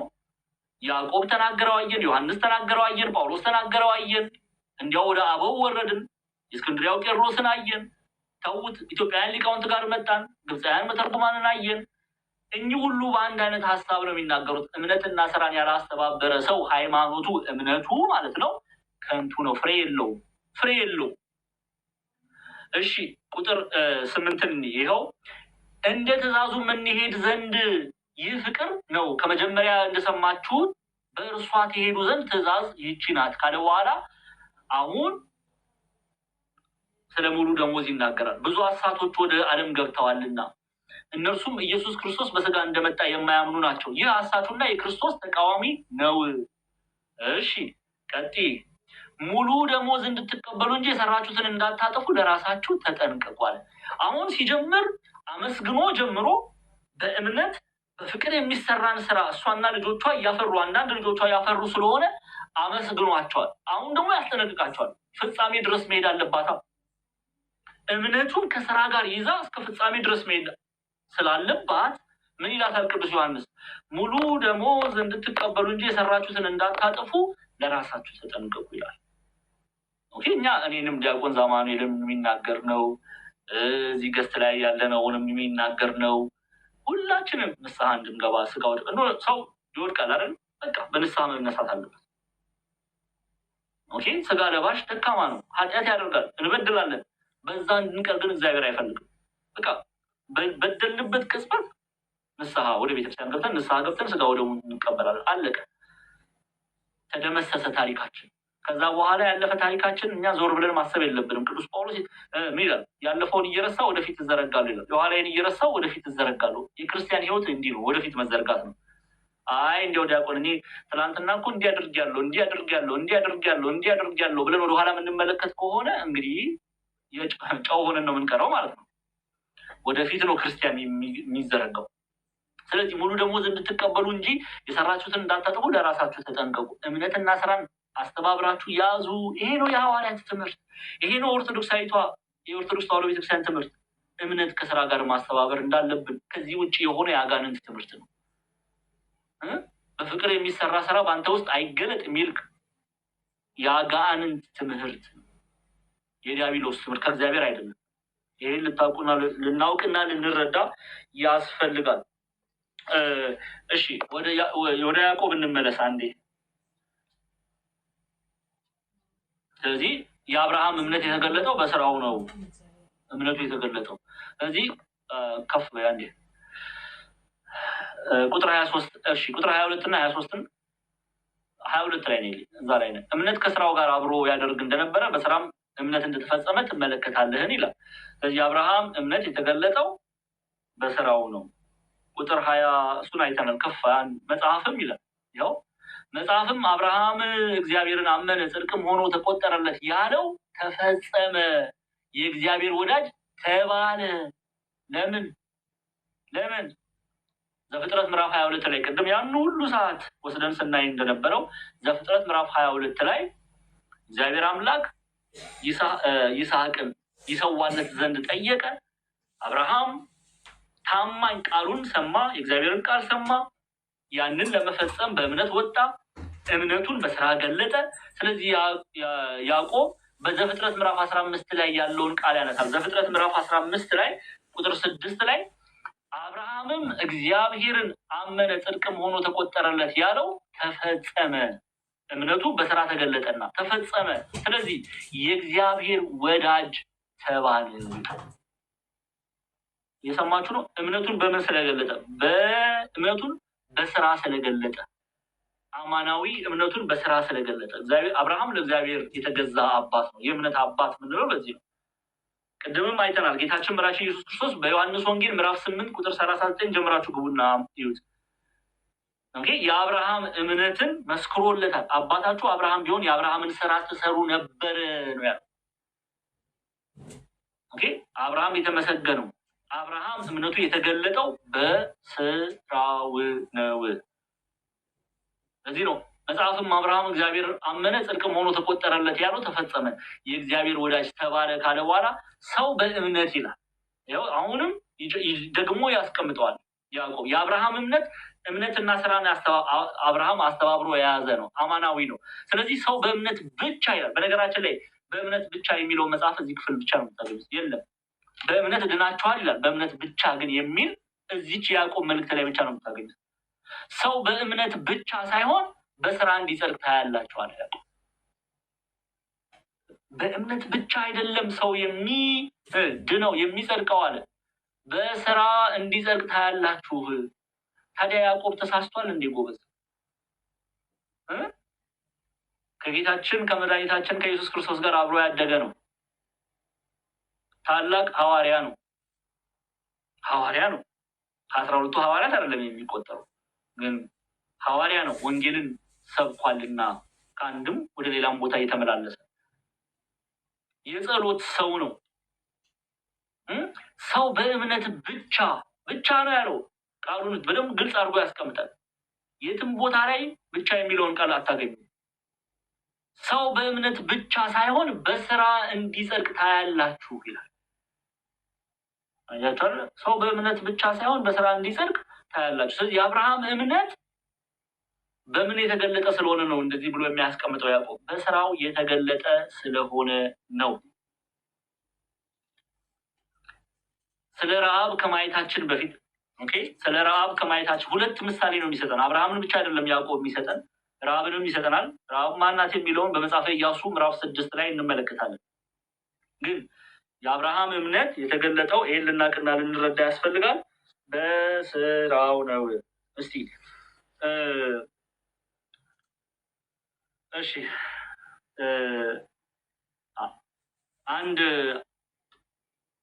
ሁለት የመጽሐፍ ቅዱስ ክፍል አንድ የመጽሐፍ ቅዱስ ክፍል እናያለን። ከአበው ደግሞ ከቤተክርስቲያን አባቶች ይህን ክፍል ስለ አብርሃም እምነት ከተናገሩት ደግመን የእስክንድሪያው ቅዱስ ቄርሎስን እንመልከት። እሺ አንዴ ላንብብላችሁ፣ በእንግሊዝኛ ነው። የአብርሃምን እምነት ሲሪያል ኦፍ አሌክዛንድሪያ እንዲህ ብሎ ይናገራል። አብርሃም ይላል Abraham, who was called the friend of God,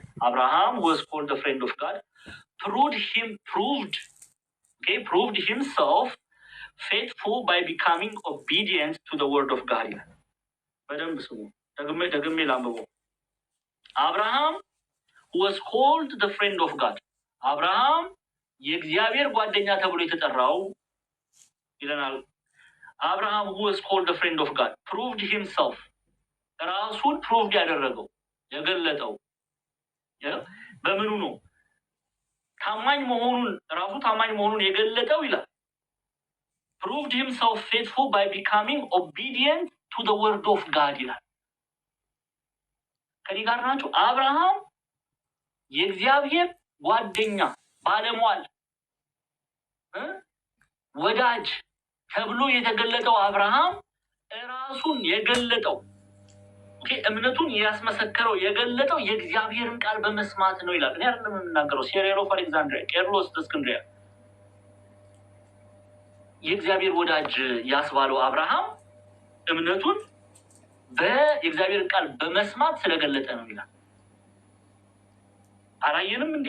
እስቲ አንድ ጊዜ የእግዚአብሔር መልአክ ምንድን ነው ያለው? ዘፍጥረት 22 ላይ ውሰጂልኝ ቁጥር 15 አንዴ ደግመን እንመልከተው እስቲ።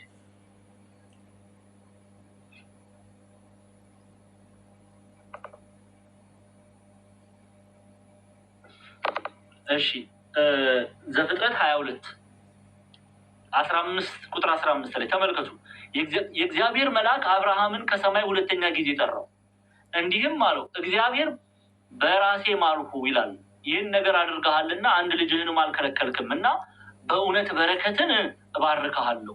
እሺ ከፍ አድርጊው አንዴ። በእውነት በረከት እባርክሃለሁ። እሺ ዘርህንም እንደ ሰማይ ከዋክብት በባህር ዳር እንዳለ አሸዋ አበዛለሁ፣ ዘርህም የጠላቶችንም ደጅ ይወርሳል ካለ በኋላ የምድር አሕዛብ ሁሉ በዘር ይባረካሉ። ምን አድርገሃልና አለው? ይኸው ቃሌን ሰምተሃልና።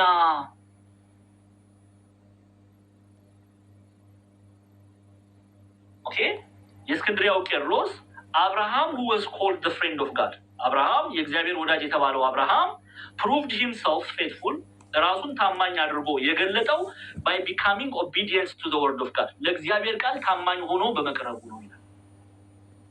የእግዚአብሔር ወዳጅ ያስባለው ይሄ ነው። ለእግዚአብሔር ቃል መገዛቱን ነው የሚገልጸው። እስቲ እሺ ክሌሜንት ኦፍ ዘ ሮም ቅዱስ ቀሌሜንጦስ ዘሮም ደግሞ ምን አሉ? በአብርሃም እምነት ዙሪያ እንግዲህ እነዚህ አባቶች እንግዲህ በተለይ አሁን ቅዱስ ቀሌሜንጦስ ዘሮም የማነሳው ለሐዋርያቱ ለደቀ መዛሙርቱ ቅርብ የሆኑ አባት ናቸው። ስለ አብርሃም እምነት ሲናገሩ እንዲላሉ ሴንት ክሌሜንት ኦፍ ሮም ቅዱስ ቀሌሜንጦስ ዘሮም ብለው ይጠሩታል አባቶቻችን። ኢትዮጵያን ሊቃውንት ቀሌሜንጦስ ዘሮም ይሉታል። እሺ አንዴ ሙሉን ሀሳቡን ላንብበው። ተመሳሳይ ሀሳብ ነው። የእግዚአብሔር ወዳጅ የተባለው አብርሃም ራሱን በእምነት ያስረገጠ ለእግዚአብሔር ቃል ታማኝ ሆኖ ሲገኝ ነው ይላሉ። ቅዱስ ቀሌሜንጦስ ዘሮም ናቸው የሚናገሩት። ቅዱስ ቄርሎስ የተናገሩት እንዲህ የቅዱስ ቀሌሜንጦስ ዘሮም አብርሃም was called the friend of God proved himself faithful by becoming obedient to the word of God። ቅዱስ ቀሌሜንጦስ ዘሮም አብርሃም የእግዚአብሔር ወዳጅ የተባለው የእግዚአብሔርን ቃል ጠብቆ ታማኝ ሆኖ ታማኝነቱን የእግዚአብሔርን ቃል በመጠበቅ ለእግዚአብሔር ቃል በመገዛት ነው ካለ ይላል። ቅዱስ ቄርሎስ ደግሞ የሚናገሩትን ላንብብላችሁ። on the one hand the blessed James ያዕቆብን ነው የሚናገሩት says that the works justified Abraham when he bound Isaac his son on the altar, but on the other hand Paul says that he was justified by faith, which appears to be contradictory። አሁን ጳውሎስና ያዕቆብን ሀሳብ ነው የሚያነሱት። However, this is to be understood as meaning that Abraham believed before he had Isaac, and that Isaac was given to him as a reward for his faith. Likewise, when he bound Isaac to the altar, he did not merely do the work which was required of him, but he did it with the faith that in Isaac his seed would be as numberless as the stars of heaven, believing that God could raise him from the dead. ምን ማለት ነው? በአንድ በኩል ብሎ ይጀምራል። በአንድ በኩል አሁን ቄርሎስ ዘእስክንድርያ ነው የሚናገረው የጳውሎስንና ያዕቆብን ቃል ያነሱና በአንድ በኩል የተባረከው ያዕቆብ አብርሃም ልጁን ይስሐቅን ሊሰዋው በመሰዊያ ላይ ሲያስረው በስራው ጸድቋል ብሎ ሲናገር፣ በሌላ በኩል ደግሞ ቅዱስ ጳውሎስ አሁን የቅዱስ ጳውሎስና የያዕቆብን ክፍል ያነሳል። ቅዱስ ጳውሎስ የጸደቀው በእምነቱ ነው ይላል።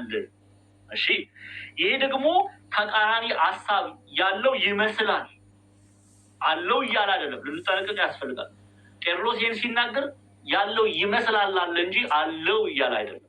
ኖ ጳውሎስና ያዕቆብ አንድ ቃል ነው የሚናገሩት፣ የተለያየ ሀሳብ የላቸውም። ስሙ።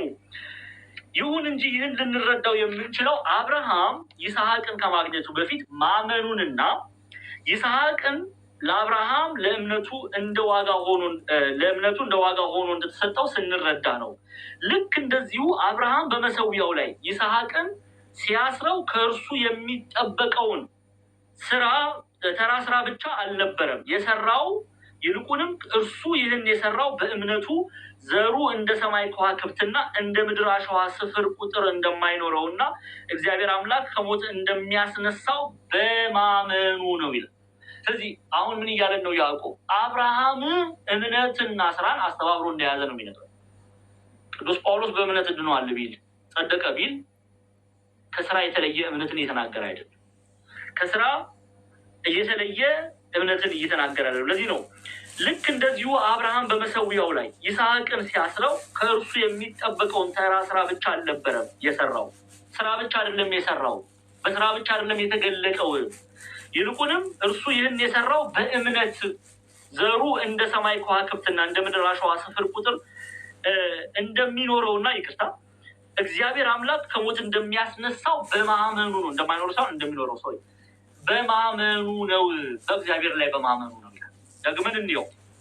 ኦን ደ አዘር ሃንድ ይላል ቄርሎስ ዘእስክንድርያ በደንብ የሁለቱን ሀሳብ ሲያስታርቅ ያልተጣላም ለእኔና ለእናንተ ነው የሚያስታርቀው። ጳውሎስና ያዕቆብ ተስማምተዋል እነሱ።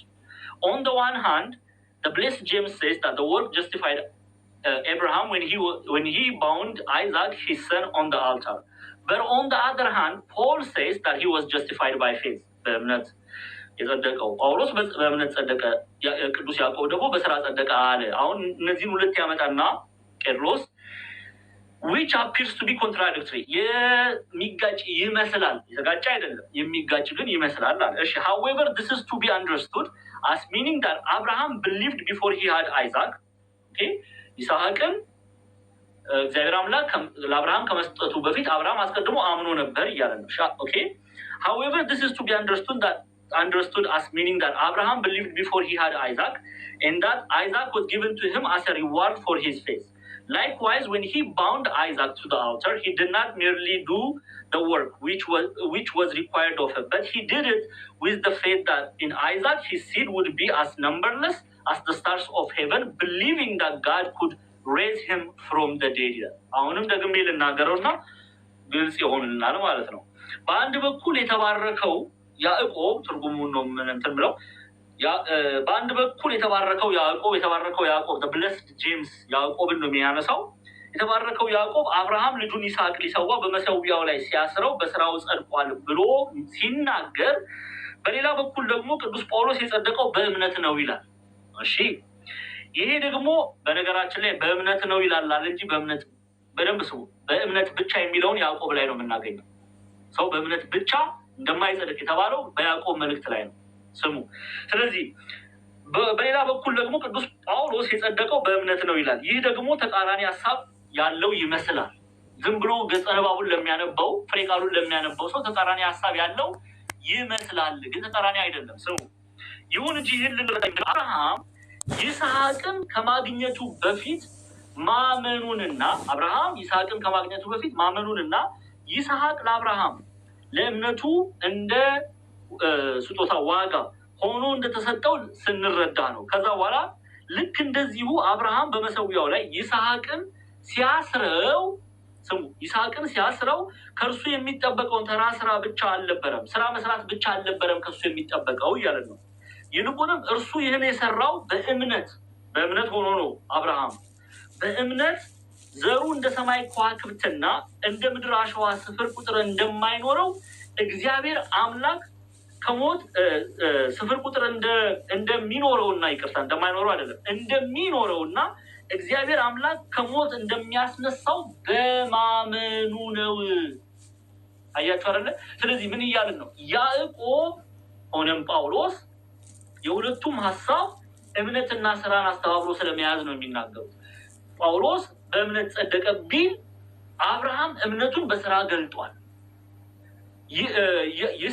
ያዕቆብ ደግሞ ቅዱስ ያዕቆብ በስራው ጸደቀ ቢል በሰራው ስራ ብቻ እያለ አይደለም፣ አስቀድሞ ደግሞ አምኗል። ያመነውን እምነት ጀስቲፋይ እያደረገው የገለጠው አማናዊ መሆኑን የገለጠው በስራው ነው፣ በሰራው ስራ ነው። ስለዚህ በእምነት ጸደቀ ብንልም ኦኬ በስራ ጸደቀ ቢሉም ጳውሎስም ሆነ ያዕቆብ እየተናገሩ ያሉት እምነትና ስራን አስተባብሮ ስለያዘው አብርሃም ነው። ያንን ነው ጴጥሮስ እየተናገረ ያለው። ስለዚህ ምንም አይነት ኮንትራዲክቶሪ የለም። ምንም አይነት የሚያጋጭ ሀሳብ የለም። ምንም አይነት የሚያጋጭ ሀሳብ የለም። እራሱ ያዕቆብ በመልእክቱ ላይ ተመለሽልኝ ጤናዬ፣ ወደ ያዕቆብ መልእክት ምዕራፍ 2 ተመለሽልኝ። ምንድን ነው የሚለው? ያዕቆብ መልእክት ምዕራፍ 2 ቁጥር 24 ላይ እዛው ክፍል ላይ ወደ ረአብ ከመምጣታችን በፊት የአብርሃምን ምሳሌ እንዲህ ብሎ ይዘጋዋል። ያዕቆብ እንዲህ ብሎ ይዘጋዋል። ስሙ፣ ሰው በእምነት ብቻ ሳይሆን በስራ እንዲጸድቅ ታያላችሁ ይላል። ይኸው ሰው በእምነት ብቻ ሳይሆን በስራ እንዲጸድቅ ታያላችሁ። እንግዲህ አስቀድመን ልንረዳ የሚያስፈልገው ያዕቆብ ይህንን መልእክት እየጻፈለት ያለው ሰው እምነቱ ከንቱ የሆነው ሰው ነው። እምነትን ከስራ ጋር ያላስተባበረውን ሰው ነው እየገሰጸ እየመከረ ያለው። ኦኬ የአብርሃምን ታሪክ ያነሳበት አብርሃም እምነቱን በስራ ስለገለጠ እምነትና ስራን ያስተባበረ አባት ስለሆነ ጸደቀ ተብሎ ተጽፎለታል እያለ እየመከረ ነው። ከኔ ጋር ናችሁ? ግልጽ ነው? እስቲ ግልጽ ነው? ግልጽ ነው? እሺ አንደኛ ዮሐንስ መልእክት ምዕራፍ 2 ቁጥር 3 ክፈችልኝ። ከዛ ወደ ረአብ እንሄዳለን። አንደኛ ዮሐንስ መልእክት ምዕራፍ 2 ቁጥር 3 እና 6 እንይ። ለዚህ ነው ቅዱስ ቀለሜንጦስ ዘሮምም የእግዚአብሔር ወዳጅ የተባለው አብርሃም ራሱን በእምነት ያስረገጠው ለእግዚአብሔር ቃል ታማኝ ሆኖ ሲገኝ ነው አለ ቅዱስ ቀለሜንጦስ ዘሮም። ኦኬ ይሄ የአባቶች ትምህርት ነው። የጥንት የመጀመሪያው መቶ ክፍለ ዘመን ላይ ያሉ የአባቶች ትምህርት ነው፣ እምነትና ስራን አስተባብረው መያዝ። እሺ ይኸውላችሁ አንደኛ ዮሐንስ መልእክት ምዕራፍ 2 3 4 5 6 እናንብቡ። ገጸ ንባቡን እናንብቡ። ግልጽ ስለሆነ ምንም አያሻማም። ትእዛዙን ከፍ አድርገው አንዴ። አንደኛ ዮሐንስ መልእክት ምዕራፍ 2 በደንብ እንዲታያቸው ትእዛዙን ብንጠብቅ በዚህ እንዳወቅነው እናውቃለን አለ። የእግዚአብሔርን ትእዛዝ ብንጠብቅ እግዚአብሔርን ማወቃችንን እናውቃለን፣ የታወቀ ነው። እሺ አውቄዋለሁ የሚል ትእዛዙን የማይጠብቅ ግን አለ። ደግመን ነው እያነበብን ያለ። አውቄዋለሁ የሚል ትእዛዙን የማይጠብቅ ውሸተኛ ነው፣ እውነትም በእርሱ ውስጥ የለም ማለት። እውነት የተባለ ክርስቶስ በእርሱ የለም። እውነት የተባለ የእግዚአብሔር ቃል በእርሱ የለም። ቃሉን ግን የሚጠብቅ የማንን ቃል ነው የሚጠብቀው? የጌታን ቃል የሚጠብቅ። ቃሉን ግን የሚጠብቅ ሁሉ በእርሱ የእግዚአብሔር ፍቅር በእውነት ተፈጽሟል። ከፍ አድርጊው። በእርሱ እንዳለን በዚህ እናውቃለን ይላል። እግዚአብሔር እኛ በእግዚአብሔር እንዳለን የምናውቀው በምንድን ነው? ቃሉን በመጠበቅ ጎበዝ። በእርሱ ኖራለሁ የሚል በማን? በክርስቶስ ኖራለሁ የሚል በእርሱ ኖራለሁ የሚል እርሱ እንደተመላለሰ ራሱ ደግሞ ከፍ እያደረግሽ ጤና እዛው ቁጥር 6 ላይ በእርሱ ኖራለሁ የሚል እርሱ እንደተመላለሰ ራሱ ደግሞ ሊመላለስ ይገባዋል። ዝም ብሎ መረማመድ ነው እንዴ ጎበዝ? ከይሁዳ ሰማሪያ ናዝሬት እንደዛ መመላለስ ነው? ኖ በእግዚአብሔር ቃል እውነት ክርስቶስ ሎቱ ስብሐት እሱ ኃጢአት አያውቀውም። ቅድስናን የሚሻ አምላክ ነው። ከኛ የሚፈልገው እሱ ነው። ፍሬ እንድናፈራ ይፈልጋል ጌታ። አምንን አይደለ? እምነታችንን በስራ እንግለጥ። በፍቅር የሚሰራውን ስራ እንግለጥ። እምነትን ከስራ ጋር እናስተባብር። ይህንን የሚያደርጉ ነው የእግዚአብሔር መንግስት የሚወርሱት። አንነጣጥለውም። ነጣጥላ ቤተክርስቲያን አትናገር። በእምነት ብቻ አትልም፣ በስራም ብቻ አትልም። በእምነት ድናችኋል ብትል እንደ ጳውሎስ፣ በስራ ይዳናል ብትል እምነትን ያስተባበረን ስራ ነው የምትናገረው። እንደ ያዕቆብና ጳውሎስ አልተጣሉ። የተጣላ ነው እኛ ነን። እነሱ የጳውሎስ መልእክትም ቢሆን ያዕቆብ መልእክትም ቢሆን ስለ አብርሃም ቢናገሩ አብርሃም እምነቱን በስራ ስለገለጠ ነው። እሺ ወደ ረአብ እንሂድና ትምህርታችንን እንጨርስ። ይኸው መጨረሻውን 2:25 እና 26 ነው የምናየው። ቶሎ ክፈችልኝ። ያዕቆብ መልእክት ምዕራፍ 2 ቁጥር 25 26 ቶሎ ብዬ ጨርሰዋለሁ። እንደዚሁም ጋለሞታይቱ ረአብ ደግሞ መልእክተኞች ተቀብላ በሌላ መንገድ በሰደደቻቸው ጊዜ በስራ አልጸደቀችምን አለ ያዕቆብ። ከነፍስ የተለየ ስጋ የሞተ እንደሆነ እንዲሁ ደግሞ ከስራ የተለየ እምነት የሞተን ይላል። እሺ ስለ ረሃብ ቶሎ ብለን እንመልከት። ያው እንደዚሁም ጋለሞታይቱ ረሃብ ደግሞ መልእክተኞችን ተቀብላ በሌላ መንገድ በሰደደቻቸው ጊዜ በስራ አልጸደቀችምን ይላል። ምን ማለት ነው? አልዳነችምን በስራ? እግዚአብሔር በኢያሪኮ ላይ እያመጣ ካለው ጥፋት አልዳነችም? ረሃብ ድናለች። እንዴት? እሺ መጽሐፈ ኢያሱ ወልደ ነዌ ምዕራፍ 6 እንክፈት አንዴ።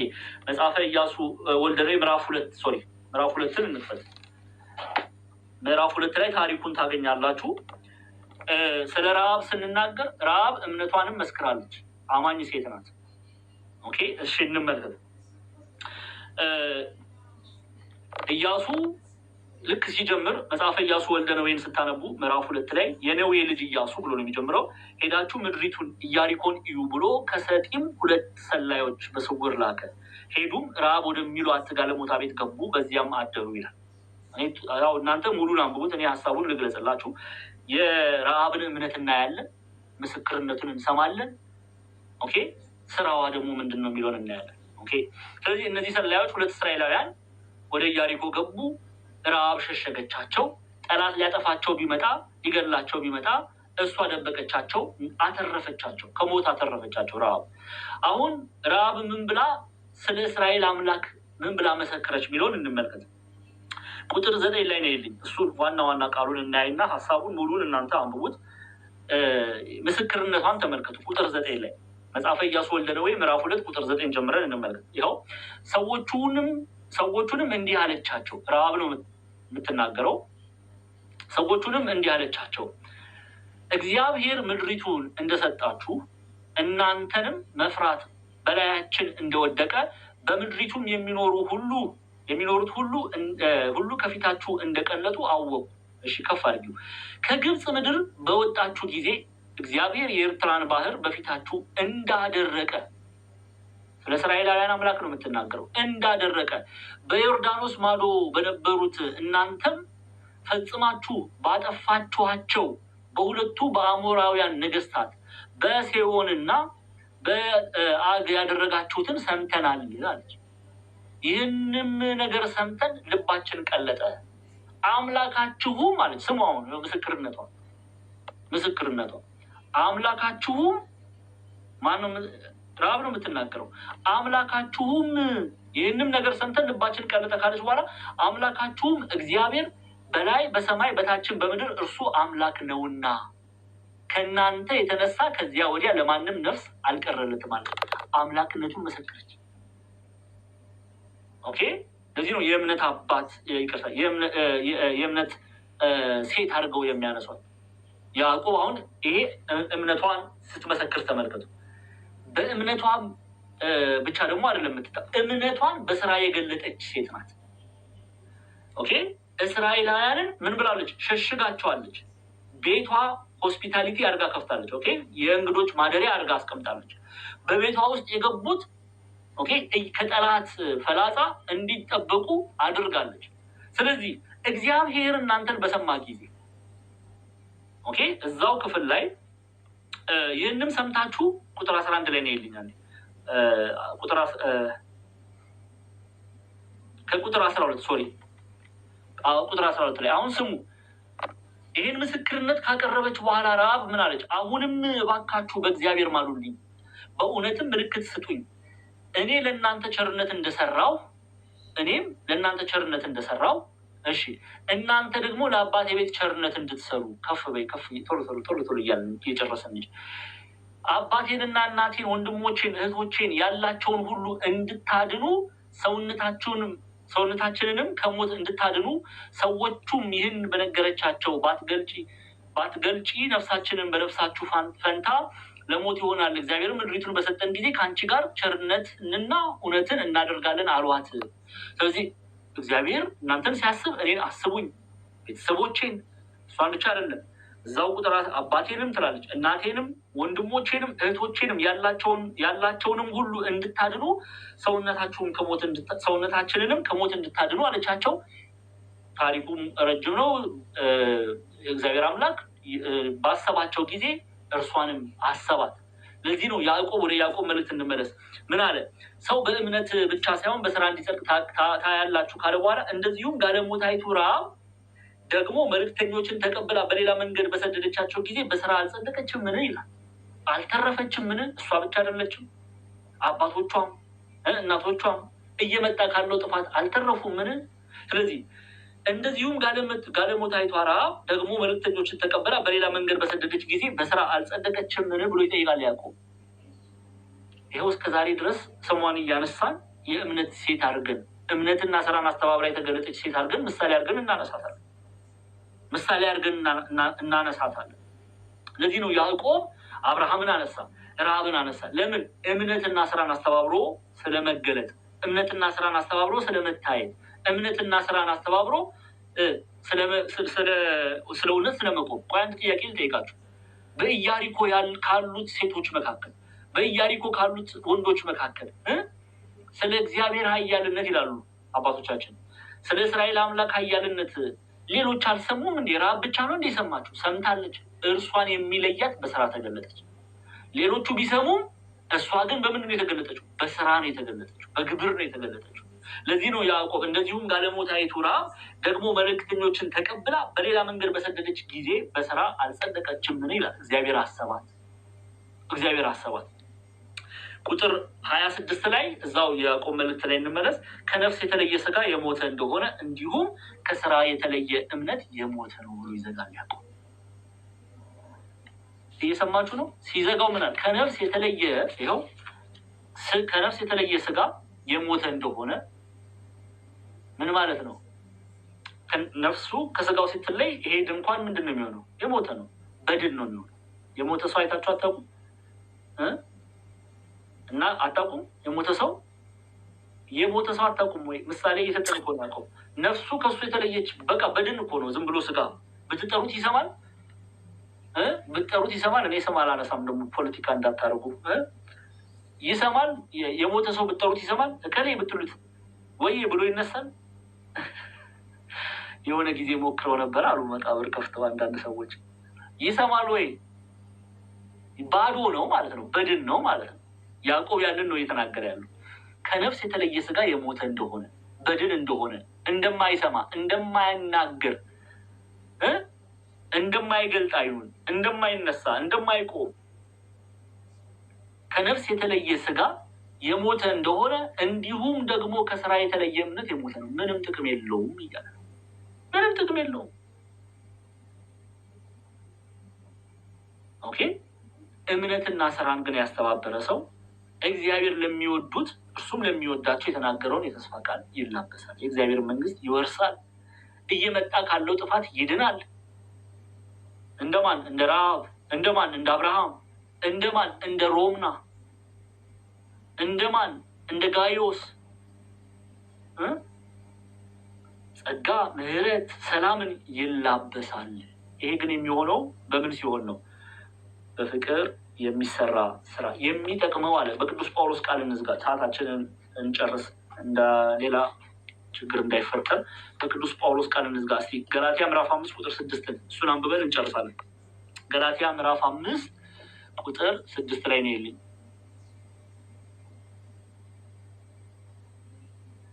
የሚጠቅመው ይላል ቅዱስ ጳውሎስ ለገላትያ ክርስቲያኖች መልእክት ሲጽፍ በታናሿ እስያ ኤዥያ ማይነር ላይ ዛሬ ላይ ቱርክ።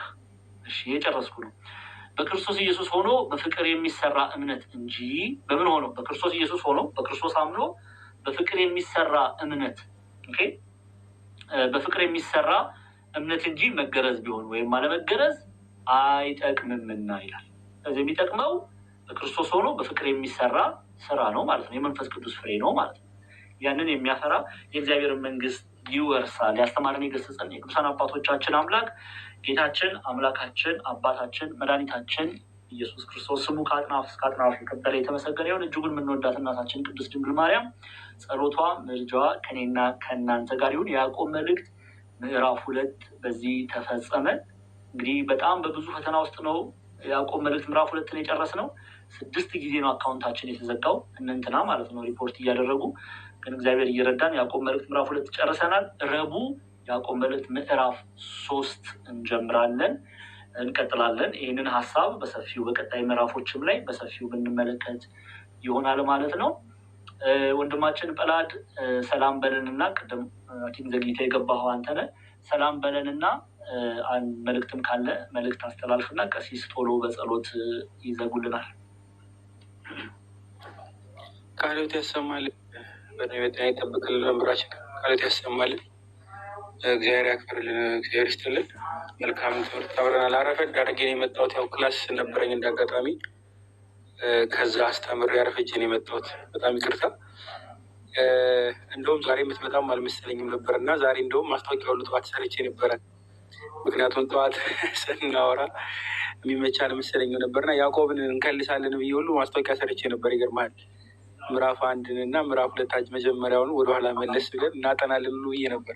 አንተ ለካ ተማሪዎች እኔ በተንክብኝ ቅድም ተማሪዎቹ ለካ ትምህርት የለም ብለው ነው ያሬዶ ቤት ነበሩ አሉ። እኔ ጰላድ ለካ ትምህርት የለም ብለ ያው ቀሲስ ተገኝቷል ጰላድ የወስነት ብር የሰራን እኔ እኮ ጽፌልሃለሁ። በነገራችን ላይ ጠዋት አካባቢ 6 ሰዓት ላይ ነው የጻፍኩልህ። ከ6 ሰዓት በፊት ቀደም ብዬ ጽፌልህ ነበረ።